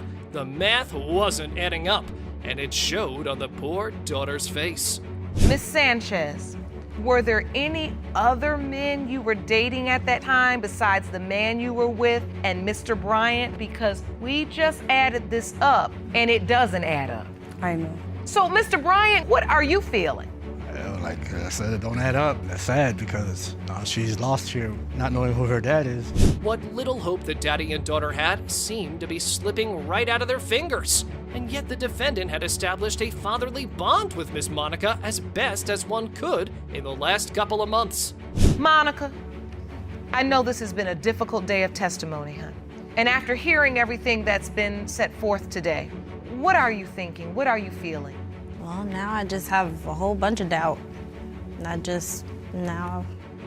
I had a little bit of hope coming in, and now it's just all out the window. Well, the suspense was peaking as we neared the grand revelation. The DNA results were in, and the future of the plaintiff rode heavily on it. Emotions were running high. Let's see whether she finally gets the answer she's been searching for or not. It has been determined by this court.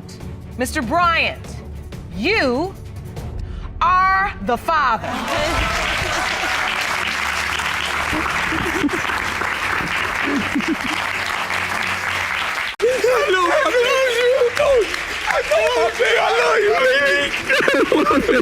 I know it. I'm trying This is wonderful. This is what we've been waiting on. It was very hard to tell if Ms. Spruill and Mr. Dixon had a beautiful relationship, or if it was just a friends with benefits kind of thing. Ms. Spruill was furious that she had to come to court to prove that Mr. Dixon was the father of her 13-month-old child, when she knew for a fact that there was no other person who could be tagged as the father of the child. Ms. Spruill, you are furious that you had to file a paternity case against the defendant, Mr. Dixon, due to his denial of your daughter, Skya. You say you know the exact night you conceived, and he is her father. Yes, Your Honor. Mr. Dixon, you claim that your relationship with Ms. Spruill was purely sexual, and one conversation that occurred is that her child is not yours. Is that correct? Mr. Dixon started by listing and explaining his doubts about why the child could definitely not be his. He brought in an exhibit to paint a vivid picture of the doubts that had been stored up in his head. He sure wasn't here to joke around because he was ready to fight Ms. Spruill to the end. So she goes around showing pictures and, excited about it, showing to her coworkers, her bosses and everything, except for one particular coworker comes out of the blue and was like, whoa, wait a minute, pause. No, that's not his baby, that's my brother's baby. Like, whoa, wait a minute, why would this girl come out of the blue and claims that this is her brother's baby just like this? So I have my doubts that this is my child. Mr. Dixon had proof to back up his claim. Apparently, Ms. Spruill wasn't being a faithful partner during their relationship. He said she had 2 different phones she used for 2 different purposes. The first phone was to post everything about herself on Facebook, and the other phone was to talk to other men whom she happened to be intimate with. Well, at least so he claimed. Kamaya has 2 phones. She had one phone that she used to be on the internet and she posts her whole entire life on Facebook. She has another phone where she texts and calls. She plays like she's 2 people on Facebook. He has that she number. Done did He's this not allowed to times. have my main number. We have no communication because, like I said, He's not allowed to have your main number, and he's the father of your child? We're going to go to why he can't have my main number. Now, Mr. Dixon had time to defend himself since he claimed he wasn't the father of the child. It was Ms. Spruill's turn to speak up, and she had some truths to let out of her chest. Mr. Dixon was not loyal at all. While he claimed to be away for work purposes, he got himself another baby with a different woman. It wasn't even 7 months. Mr. Dixon had a whole nother child while he was still with me. He was still with me. So what was he doing in Alabama? Not making babies. Yeah, he was doing in some work. He put in a lot of work. Mr. Dixon. And not only that, once he gets down to Alabama, my daughter was all over his Facebook. Cover photo and all. The same child you've been denying. How can you claim a baby when the baby first came into the world, only to then turn your back and deny its existence? Ms. Spruill was furious because when she initially gave birth to the child, Mr. Dixon claimed the child and was present from the time of birth. When his other baby mama found out about the child, he stopped showing care and started to deny the baby. He was there my entire pregnancy. He was. He is the one who told me I was pregnant. He said I was pregnant because he's throwing up everywhere. He said I was pregnant. Because he was throwing up. He was throwing up. Your Honor, let me tell you about that, Your Honor, about that. I had a hangover. We got drunk one night, and I had a hangover, and I threw up at 5, 6 o'clock that morning. So why did you call me to find out when I was pregnant? Hangover. Before she gave birth to the baby, everyone thought she was lying about being pregnant. Apparently, Mr. Dixon had been selling a different story to those around him. Moving on, everyone found out she was pregnant, and Mr. Dixon had some explaining to do since he was the one who had been spreading the lies. Everybody found out that I was pregnant. Everybody knew I was pregnant by then. Because at first, they were saying I was lying about being pregnant because Mr. Dixon kept telling them I wasn't, even though he went to the All she do is lie. You don't know what to You believe. went with me. How did I lie? You don't know what to believe. So did you go with me to the appointment? Did you? Was you there when they said I was pregnant? No, I wasn't there when they Oh, you wasn't came there? back with the results. Oh, and didn't they tell you to come to the back? So we didn't go to the back and talk to that nice I lady. was never there. Mr. Dixon made attempts to be present in the child's life, but Ms. Spruill was not very welcoming. He approached her with the idea of wanting to change the baby's name to his, but she didn't agree. She was too upset that he hadn't been around for so long, so she wasn't going to let him put his name on the birth certificate. As well as being willing to execute the birth certificate, why not be cooperative instead of combative? Because the day we were supposed to go get it changed, Mr. Dixon ran right back off to Alabama. Lies. Oh, We you had did? plenty of time. I didn't leave. You I were didn't there leave for till- a week. You was there the first week of her life, Mr. Dixon. I didn't leave back to Alabama till a month later. We had plenty of time to change his name. I done talked to So- every day. Let's go get this baby name changed. I got the money. Lies, Let's go. Let's go. The courtroom had seen enough of Mr. Dixon and Ms. Spruill's drama about who the biological father of the baby was. It was finally time to reveal the truth and put an end to the endless argument they both didn't want to stop. Mr. Dixon, you are the father. You are her father. Thank you. You feel relieved, Miss Spruill? I do. How do you feel, Mr. Dixon? I'm excited. I have a beautiful baby girl. I'm gonna be the best father I can, and I'm just glad the truth is out. You could see it in his eyes, trust me. Mr. Carroll wanted nothing more for the child to be his. He was in court to prove to his ex-girlfriend that he was the biological father of her 26-year-old daughter. Even though the defendant denied his claim several times, he just refused to accept that he wasn't the father. It all started like this. Mr. Carroll, you are here to prove to your ex-girlfriend, Ms. Goggins, that you are the biological father of her 26-year-old daughter, Shirletha Carroll. Yes, Your Honor. You say when your daughter was 5 years old, the defendant told you another man was her father, but you refused to believe it. Yes, Your Honor. You saw it for yourself. He wants her to be his daughter so bad. Throughout the years, Mr. Carroll never had any doubts about being her father, even when the defendant told him several times that he wasn't the father. But Ms. Goggins claimed she had a one-night stand, and she believes that he is the father of her daughter.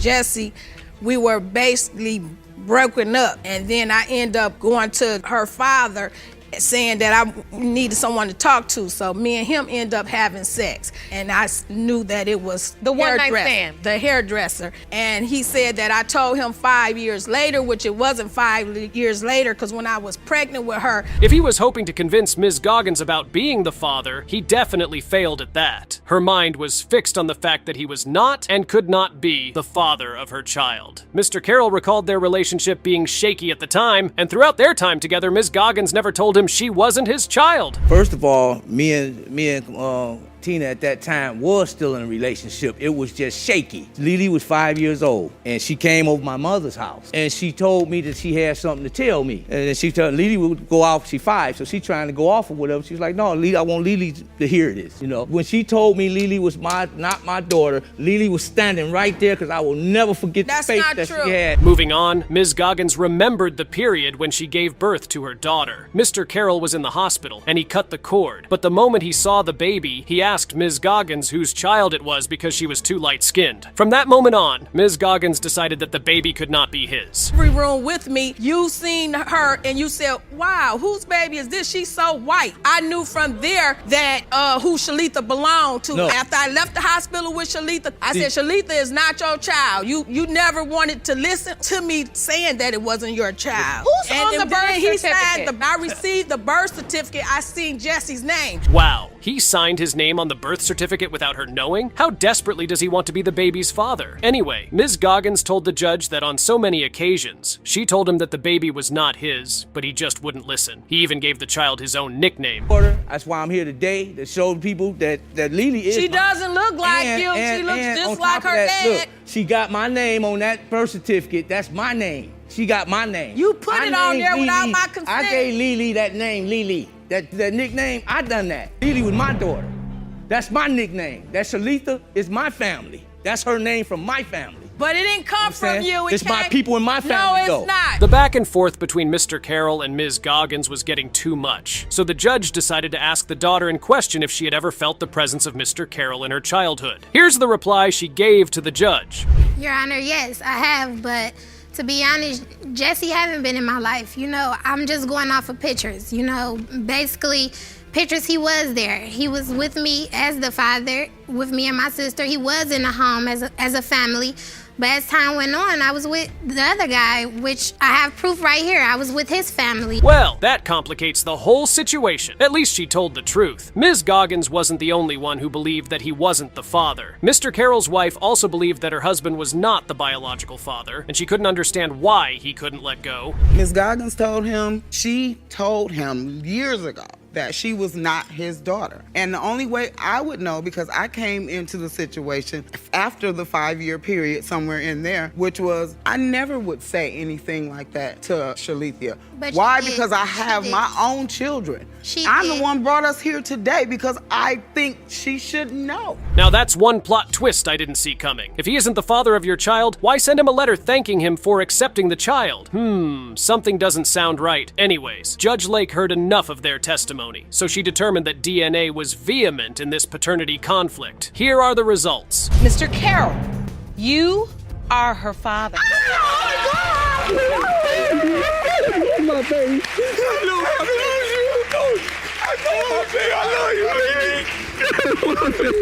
I know it. I'm trying to. Oh my God! I told you, girl. I told you. You tell the truth. Sorry.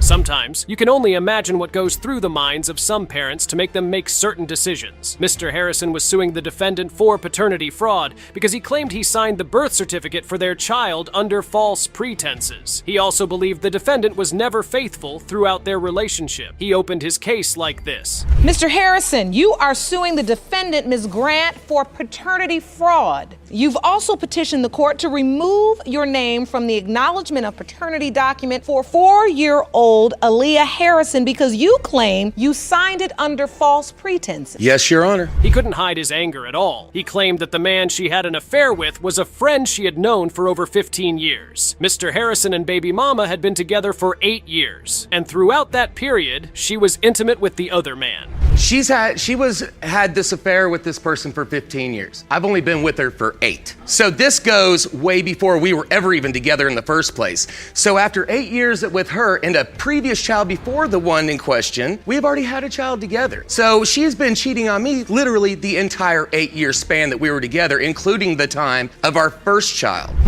So, baby daddy was actually right about the affair going on for a long time. As she could recall, she had known the other man since she was 18 years old. She claimed he helped her with little things like taking care of her first child and sorting out the bills. And on some days, they would kick it in bed, even while she was in a relationship with Mr. Harrison. Person was a friend of mine. I had met this person when I was 18 years old. I was a single parent of a 2-year-old daughter at the time. He helped me with her. He helped me financially. He has bought cars. He has paid rent. He has paid bills. Okay, when I met Mr. Harrison and I told my friend, I'm in love and we're gonna have a baby. Baby mama sure knows how to keep a secret, all right. I mean, how do you have a sexual relationship with a friend for 15 years and still maintain a romantic relationship with your boyfriend for 8 years? That takes some real nerve. But in her defense, she claimed she was sleeping with the other guy when she conceived her baby. But I didn't lie about the paternity. I lied about whether or not I was seeing somebody, but like I said, the person wasn't even in our area at the time. So you're saying you were not sleeping with this person? Not at that time, no. During the time Aaliyah was conceived? But how am I supposed to ever believe that after an entire 8-year relationship? Aaliyah's only 4 now. There you have it, baby. Mama has some serious nerve to say something like that after cheating throughout the relationship. Well, guess what? Baby, daddy wasn't a saint either. He also stepped out of the relationship and kicked it in bed with another woman. But all that didn't matter to him. He was just tired of baby mama's lies. I tried. And it wasn't, I love her and I love my kids so much, you know, that I was willing to bend over backwards and forgive her for all of her misdeeds. All of them. What about all your misdeeds? Every single Don't sit one there of and them. act like you haven't cheated on me. I'm not saying that. He cheated on me with someone who is, he's an indie pro wrestler. He cheated on me with someone who they call ring rats. Even though she had been cheating all this while with the other man, she believed deep in her heart that Mr. Harrison was the father of her child. They dive into the argument of the window of conception, and it turns into an all-out war. Here's how it played out. What day was Aaliyah born? Her birthday is September 15th of 2010. September 15th, 2010. If her birthday's September 15th, the dates of conception would be somewhere between December 19th to December 27th. Yes, ma'am. Her birthday is September 15th. You say this is a blizzard. This is how you know it could not be the other man's child, is because this man doesn't like the cold. Well, that didn't end nicely. After all the yelling, baby mama changed her story and started to say that all she wanted to do was try to fix her relationship with Mr. Harrison. She admits that what she did was wrong, but she loves Mr. Harrison and hopes they can make it work. Is that even possible after cheating for 8 years? Right now telling me that I ought to be ashamed of myself for even being here to prove to this man who I am in love with at this very moment, even though he is accusing me of not knowing who the father of my child is, that I ought to be ashamed of myself for wanting to come in front of you and prove to him and the rest of the world that yes, I've done wrong, but I'm willing to admit that and I'm willing to right those wrongs for my children. Miss Grant, as you stand there and I see how emotional you are when you speak. Yes, ma'am. I, for one, don't think they can find their way back after all the lies, but who am I to judge? Anyway, there's no need to try to delay the inevitable. The results are sitting pretty with the judge, and it's time to unveil who the father of the child is. Mr. Harrison, you are her father. I told you.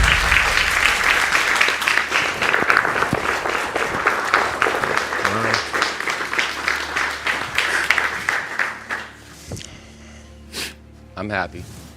Good. How do you feel, Miss Grant? I feel vindicated, Your Honor. Absolutely. I may have lied about my affair, but I know who the father of my child is. As far as frustration goes, Mr. Portis had taken enough from his ex-girlfriend. He was in court with his mother to free himself from the accusations that he was the father of his ex-girlfriend's child. He claimed she ruined his life and is not trying to pin the baby on him, even though he's been paying child support. Mr. Portis, you and your mother have petitioned the court for a DNA test because you are certain you are not the father of the defendant's daughter, Ava. Correct. You say your life has been ruined and need today's paternity results to set the record straight. Is that correct? Correct, Your Honor. Isn't he one angry guy? Paying child support for a child you believe is not yours can drive you crazy. Even he couldn't deny that it was kind of his fault. If he had shown up in court, he might have been able to save himself from all the trouble. Anyway, here's where the plot twist to their story thickened. The last year, Ms. Middlebrooks didn't show up. No. Right, because I prefer to do this outside of this. Why do we have to come here for him to finally do it? I went to get swabbed. I did the whole thing that I was supposed to do, but she didn't do it. Why couldn't we do it outside of here? So tell me about the nature of your relationship with Mr. Portis. Were you boyfriend and girlfriend? We started talking first, and then eventually started dating.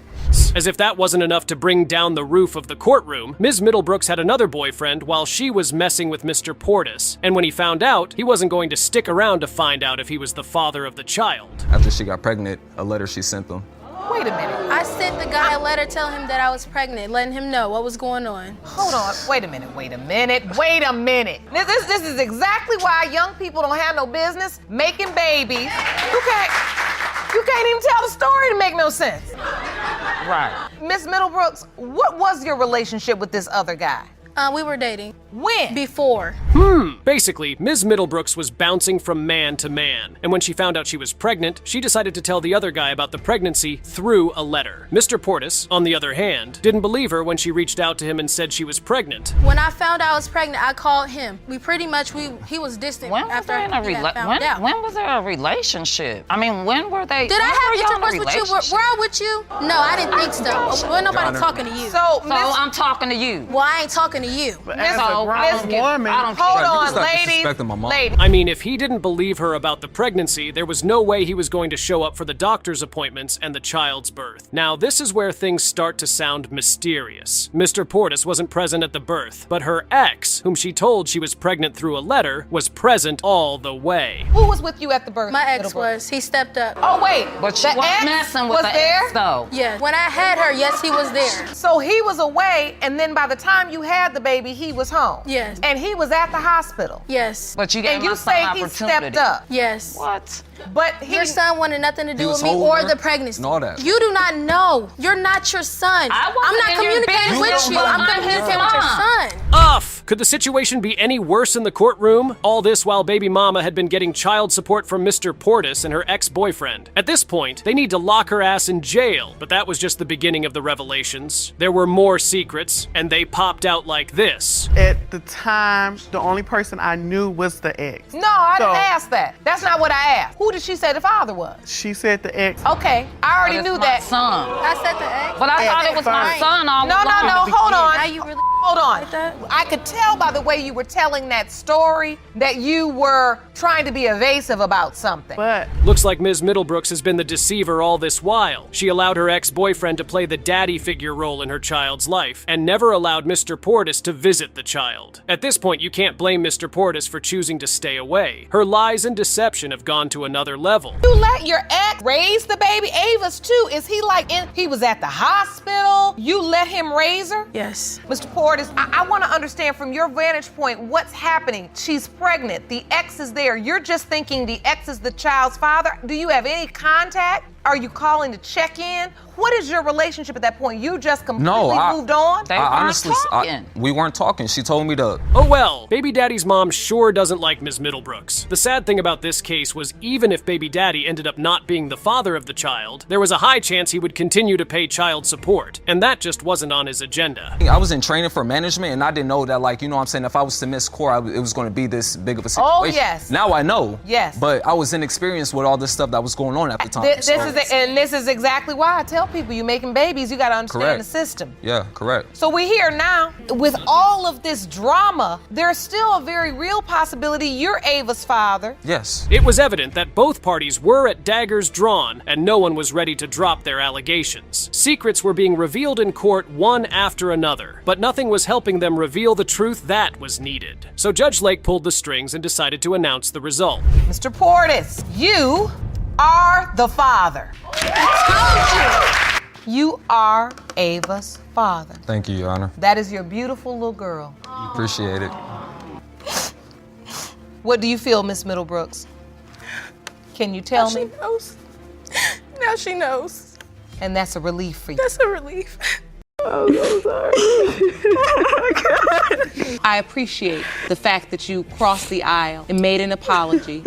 You all have been through a lot. You all lost someone very near and dear. Ms. Nesbitt is taking Mr. Henderson to court to prove he's the dad of her 7-month-old daughter, Diane. She's confident and says when the test results come back, she expects Mr. Henderson to step up and be a proper father. Mr. Henderson, though, thinks it's straightforward. He claims Ms. Nesbitt was unfaithful with a neighbor around the time Diane was conceived and believes the neighbor, Zion, is actually the biological father. Let's begin by by looking at some of Ms. Nesbitt's problems with Mr. Henderson. Well, he buy her diapers, that's about it. He doesn't do anything for my child, but buy her diapers. He does more for my 2-year-old son that he knows that's not his, than his own daughter.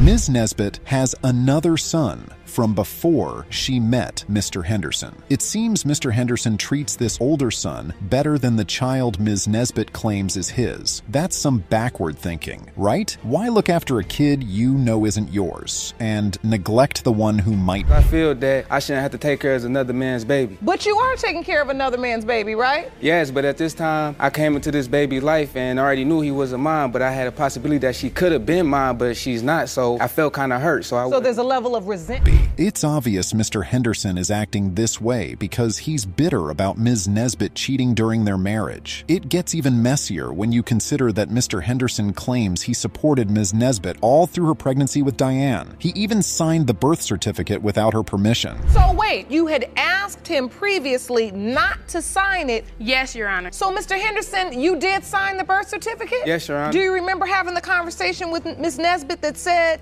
So it's pretty clear-cut why at one point Mr. Henderson wanted Diane to be his daughter, but in the past 7 months, he changed his mind and stopped caring for her altogether. Ms. Nesbitt says the only reason he signed the birth certificate was to eventually gain custody of Diane. But if he signed it, why isn't he taking care of her now? Come on, Your Honor, I can't be no man that's taking care of another man's baby. Okay, now I want to understand that, your doubt. Because what it sounds like to me is you were at the hospital and you were really trying to convince yourself that this was your child. Yes, Your Honor. And signing the birth certificate was a way for you to say, stay in with this family, I'm going to make a family, I'm going to be here, Mr. Henderson claims he stopped taking care of Diane because Ms. Nesbitt told him the baby isn't his, but belongs to their neighbor, Mr. Brown. That's pretty intriguing, considering she's in court now trying to prove Diane is actually Mr. Henderson's child. Well, let me tell you how it all began. He had sex with his cousin, and Yes, I did, but that was before her. She said that she had sex with my little black car and they had a baby. Before that, when you were sitting in the car with your friend, when y'all left from the Riverwalk. No, that's not true. You got her pregnant. Yes, it is. It's true, Your Honor. Wait a second, it gets a lot worse than you can imagine, but that still doesn't answer the question. Why does Ms. Nesbitt think this child isn't Mr. Henderson's? Well, I doubt it because we was having unprotected sex for a year straight, and all of a sudden I had sex one time with Mr. Brown and I ended up getting pregnant 2 weeks later.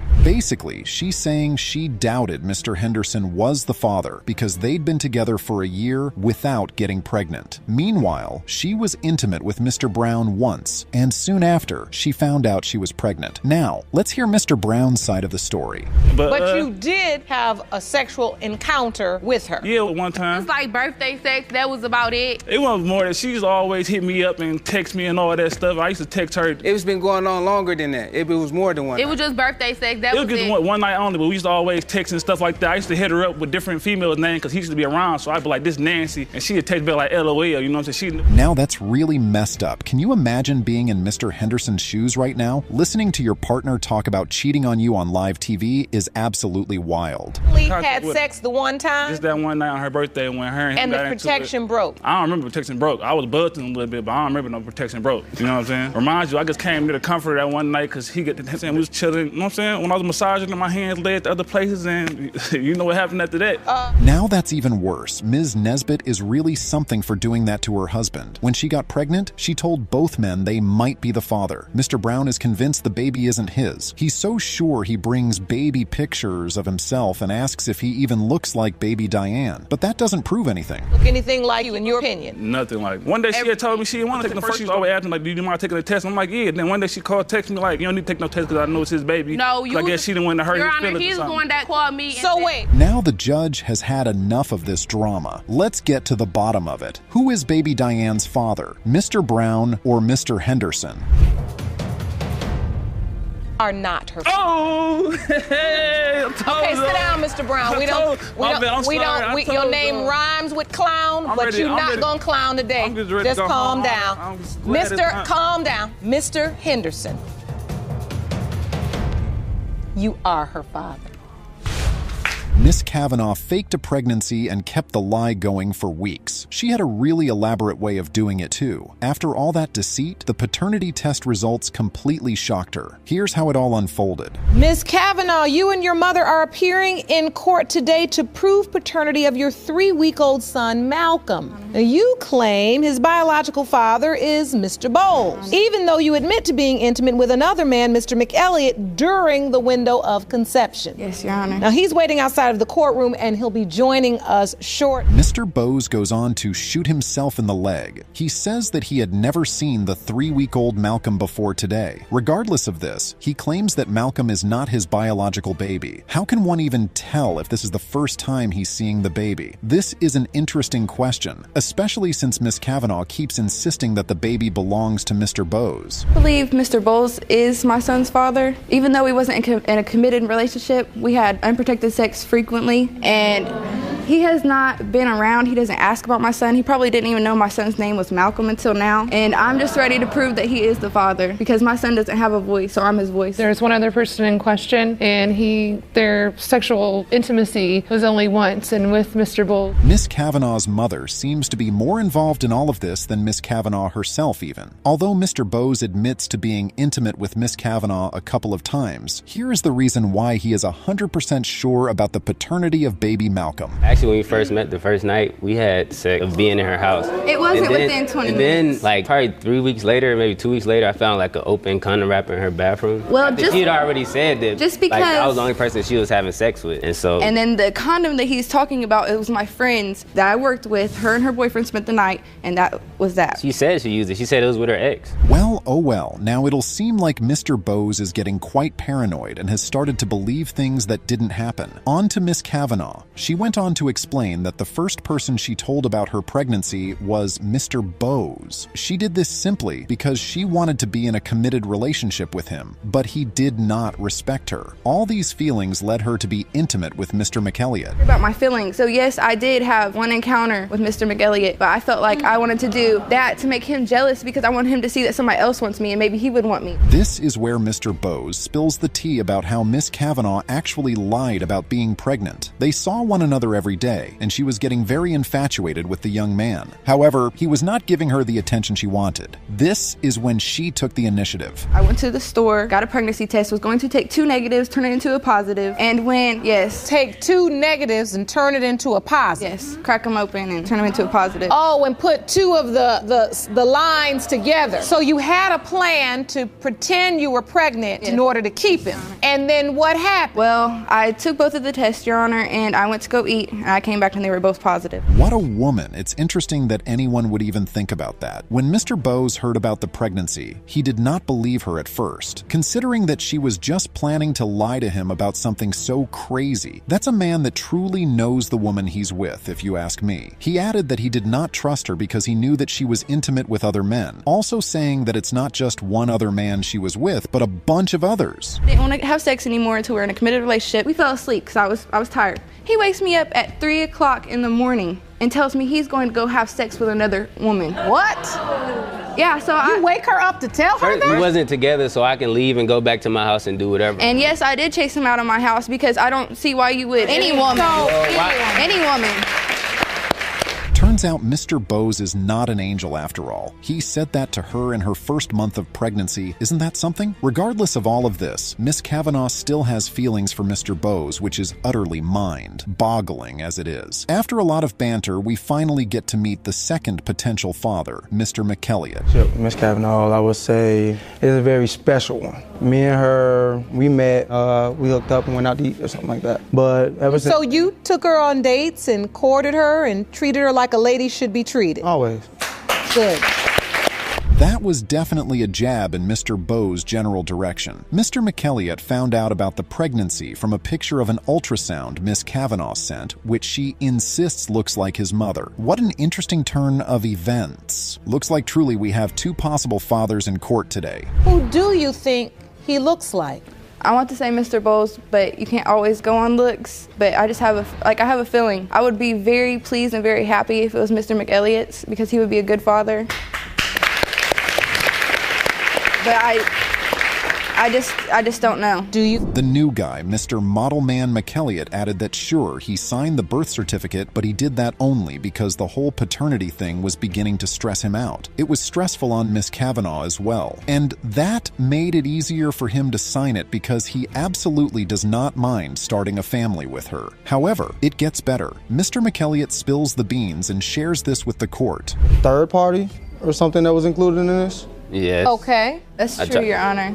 Oh, no, it's true. That's true, Your Honor. A third party? Yes, Your Honor. Please elaborate on the third party. It was a very drunken night, and it was a one-night stand. Do you remember whether you used protection or not? No. That's why I think it may be another person, but I'm not quite sure. Whoa, so there really is a third man involved in all of this. What a woman. And what a drunken night that must have been. After this little reveal, the funniest conversation ensues in court. It would seem like Miss Kavanaugh's mother does not understand whose court she just stepped into, really. That's something I don't understand, though. Men like yours having sex all of, but I just don't understand why people can't. Well, since we want to go to school, let me take you there. Bear the children, meaning they can orbit in uncertainty indefinitely, not knowing whether or not they're the father, when we know for certain and we are responsible. And that's the difference we have to teach our young girls. Judge Lake put Miss Kavanaugh and her mother in the school bus, took them to school, and brought them back to paternity court in just about 5 minutes. Oh, they are not done one bit. There's so much more to be said. Her daughter learned was a very valuable lesson. Who you gonna lay down with, right? And look, you cannot baby or trick him into having his baby. And I never said that she could. No. It's true. Look, these aren't lessons just your daughter has to learn. Listen, a lot of women in this courtroom had to learn it. Your Honor, you got to respect yourself. After so much bickering in court today, the results are out and we all get to hear it. Everyone is on the edge of their seats as we're all trying to figure out who the father of baby Malcolm is. Could it be the cold-hearted Mr. Bose, Mr. Nice Guy McElliott, or Mr. What's-His-Name third-party drunk encounter? There's just one way to find out. Mr. McElliott, you are not his father. Mr. Bowles, you are not his father. Calm down.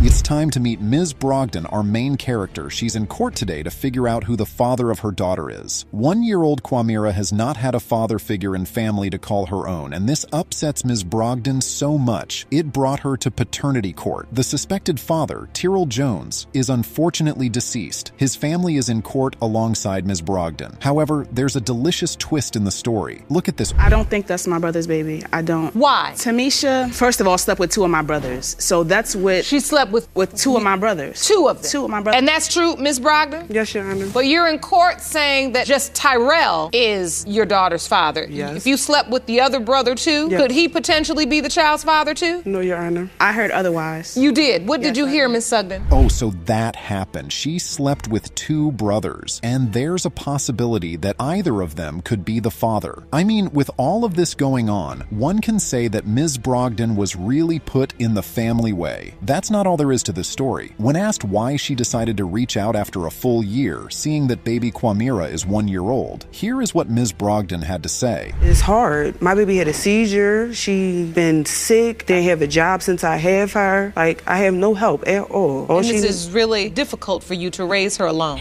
One would think that if you had 4 kids at 25 with no job and no form of financial support, getting a 5th child would not exactly be a priority. But my, oh my, here we are. Tyrrell's sister is one of the women in court today, and she insists that the baby does not belong to Tyrrell or any of her brothers, in fact. She goes on to add that Ms. Brogdon needs to move on away from their family to find her daughter's real father. According to her, all of this stress is preventing her own mother from healing after the tragic loss of her son. Yes. You were? Mm-hmm. Explain to me the nature of that relationship. Me and Tyrrell, we were together for like 3 years. Like close to the end, Tyrrell started cheating. He started staying out. He started doing all this type of stuff. It was one night, Tyrell lied and said he was at the police district. He wasn't there. I went to his grandmother's house where he said he was there. What an absolute joke. So she'd been in a relationship with the deceased for 3 years. However, one night he's not available and he's unresponsive to her calls. Then she happens to have some alcohol and decides to sleep with his own brother simply because he was available. Oh, Paul Jones. What was the brother even thinking? Perhaps Paul wasn't thinking at all. End up, you dating this guy, and then you sleep with his brother just for the anger? Yes. And so you did it to get back at him? I've been through a whole lot with Tyrell out of the 3 years. It was not just him lying and staying the night out. No, it's more than that. Miss Sugden, you're saying you've heard personally that she was sleeping with 2 brothers around the same time? Yes.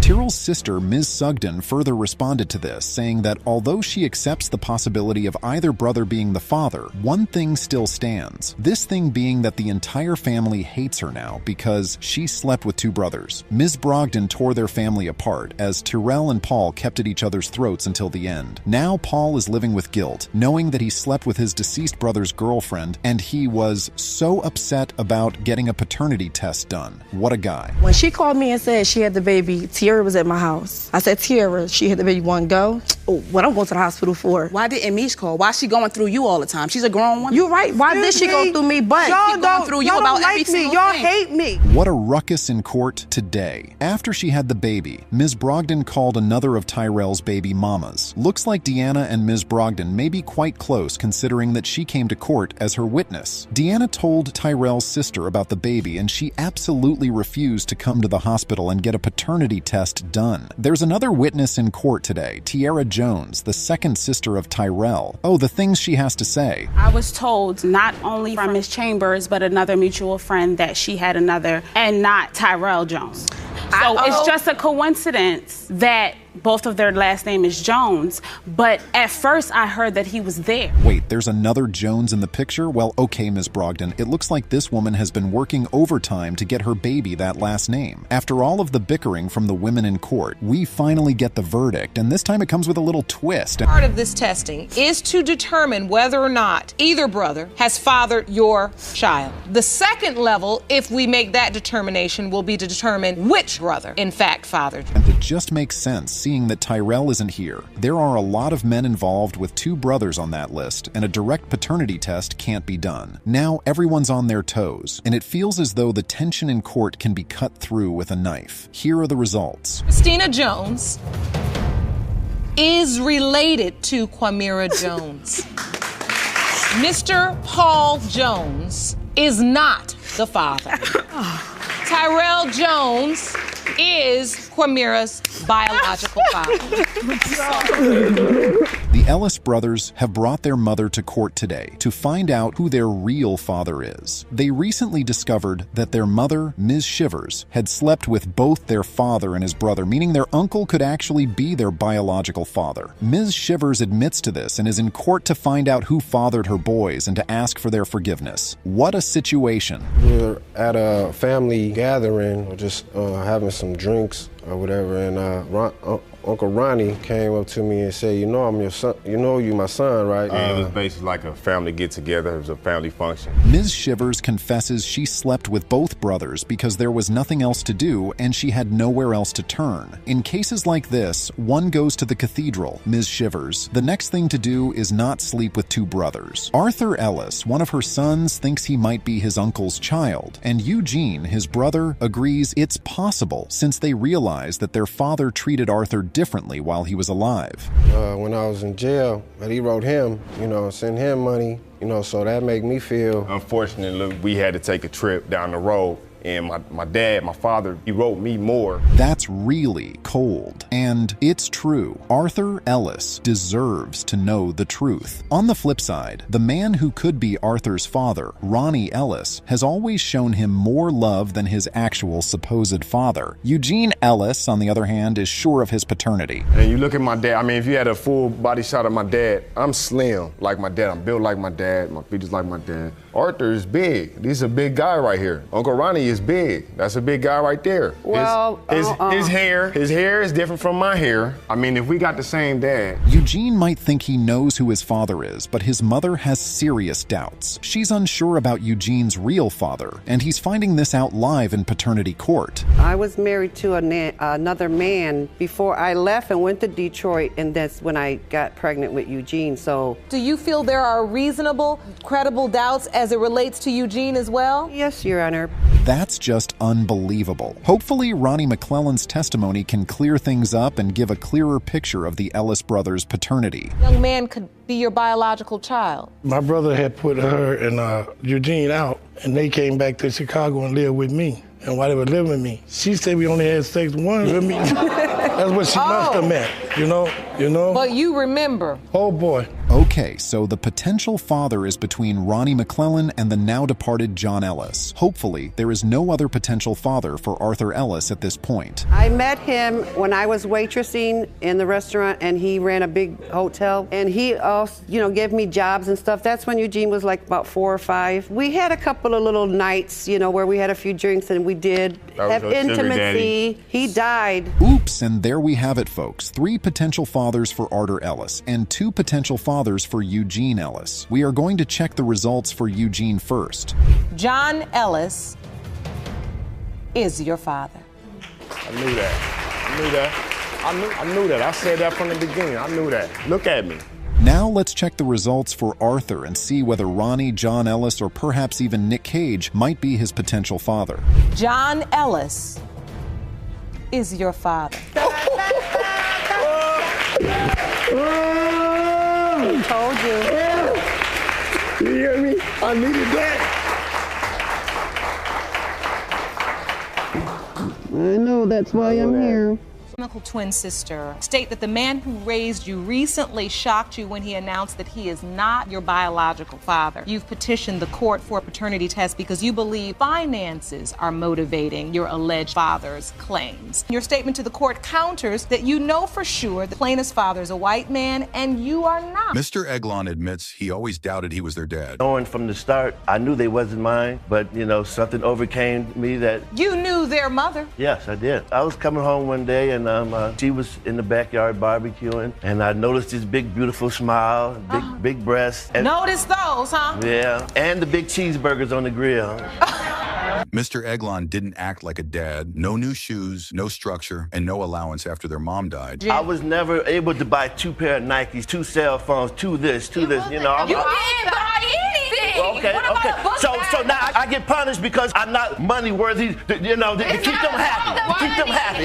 If I cherish them with money, it'd be a whole new different ballgame. Cooking them dinner every day. I'm making sure they come home and do their homework, but that's not good. But that's not good enough. A cousin shows up claiming their mom had a sugar daddy. But he's talking about a white man that actually, I don't know how to word it, but I want to say he was like her John. He didn't care if she was pregnant. He would have sent her money just because that's what they do. That was his purpose of being there. She didn't just call once. He sent money often. Exactly. Before she got pregnant, he was sending money. And basically, I understand that this is something that he been fighting with himself and it's starting to hit him. So it's like. So then that makes us figure, okay, then now we understand why you treated us like we was always it's something that his from. He was in detail saying they came out and I seen them. So something came over my body saying, I'm gonna be in these kids' life. They're gonna need me one day. You are their father. Mr. Rich, go back up. You came here to get an answer. I have not called him lately. I don't care, man. That was a nice speech, but that's all it was, a speech. Stop. If Leanne could have had it her way, and now one of us know. At the end of the day, you a liar. I've been telling you this since I was pregnant. I've been telling you I need a DNA test since I was pregnant. Judge Lake talks to Miss Holan like a tough but caring aunt, calling out her mistake. Gone wrong, and you've also allowed us to see a little piece of what your real heart is. You think we don't know you are confused and just out there riding on a wing and a prayer? I'm here with you and for you. It's just when it seems like things might calm down. Miss Holman drops the bomb. You tell me about these other possible fathers. Well, just like with Mr. Rich. I told him I didn't remember whether we were together around the time of September, which was around his birthday time. Mr. Matthews was the same thing. The only difference with this is Mr. Rich knew about him. Mr. Rich did not know about Matt. Mr. Matthews shows up cool and admits he could be the dad casually mentioning. He went to doctor appointments with Miss Holman. Yes, ma'am, and I was taking her to a couple of her doctor's appointment for the baby. Do you want to be her biological father? I mean, if I am, I'll accept it as my own, because I don't think our friendship will never end. So you also are in love with Miss Holman? To a certain extent, yeah. Ms. Holman, granted, have I been with all three of these men? Yes. How do you know there's only these three men? Because I gave them these three men names. This is not true. Here it is. It's ugly. Now I'm trying to get to the bottom of it. Exactly. None of them would be here if you were sure. None of us would be here. None of us had multiple sex partners, bro. Let he who is without sin cast the first stone. How many sins you got, bro? We're here for every day. We wake up and we have to remind ourselves, you worth it. I slept with this guy on Thursday. You still worth it. I slept with this guy on Friday. You still worth it. I came up short over here. You're still worth it. You hear me? Mr. Drumgold, you are the father. Exactly. Ms. Manship, at the age of 10, you were shocked and devastated to learn that your dad was not your biological father. That began your 20-year search to find the man your mother claims is your father. After your exhaustive search, find him, you came up with nothing.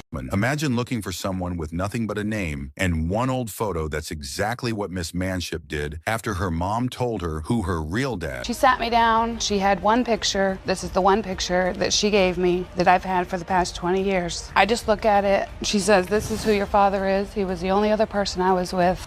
He's the only one that it could be. We had a place where we hung out when we were younger, and I would stop a police officer and I'd say, how do you go about searching for? She hit up old school Yahoo chat rooms. Yep, back in the day, people searched. I would go do people searches online. Back whenever they had like the Yahoo chat rooms, the state that she told me he was from, which was Little Rock, Arkansas, I would go in there and I'd mention his name, say, you know, does anybody know this man? I believe he is my father, and nobody ever had any information they could give me. We even went back and to where all you had to go on was this photo you the one picture and the one name. Picture and the one name. Imagine sitting down one day and boom, someone tells you might have a kid. And it's the first time you heard about her. When the court contacted me just recently. You never knew she existed. No, Your Honor. But you did have a relationship with Ms. Lutner. Yes, Your Honor. You remember that. This you in this photo. Yes, Your Honor. So we know we at least have the right Mr. Lau. The teens. I've searched everywhere. I've searched online. I've asked people, and I've never had a response from anybody in the past 20 years. Nobody has ever given me even a single detail of where he's from or where he lives. If he has any family, I don't know anything. And you've never gotten one lead? No. After that, maybe after a couple of months, we had rented an apartment. Were you boyfriend and girlfriend? Yes, Your Honor. And I believe she had she had told me she had 3 kids and that she was about 12 years older than I was, about her ex-boyfriend not being happy about it. We kept it amicable, and then at one point in time, I'm not sure how it happened, but he had burned all my clothes up in the fireplace. I didn't believe it. I figured it probably was a mistake, mainly because the fact that she knew quite a few people. I mean, she had a lot of male friends and been married 4 times. First marriage was 12 years and I didn't have any children. Second marriage was 2 years, still no children. Mr. Lau, you are the father.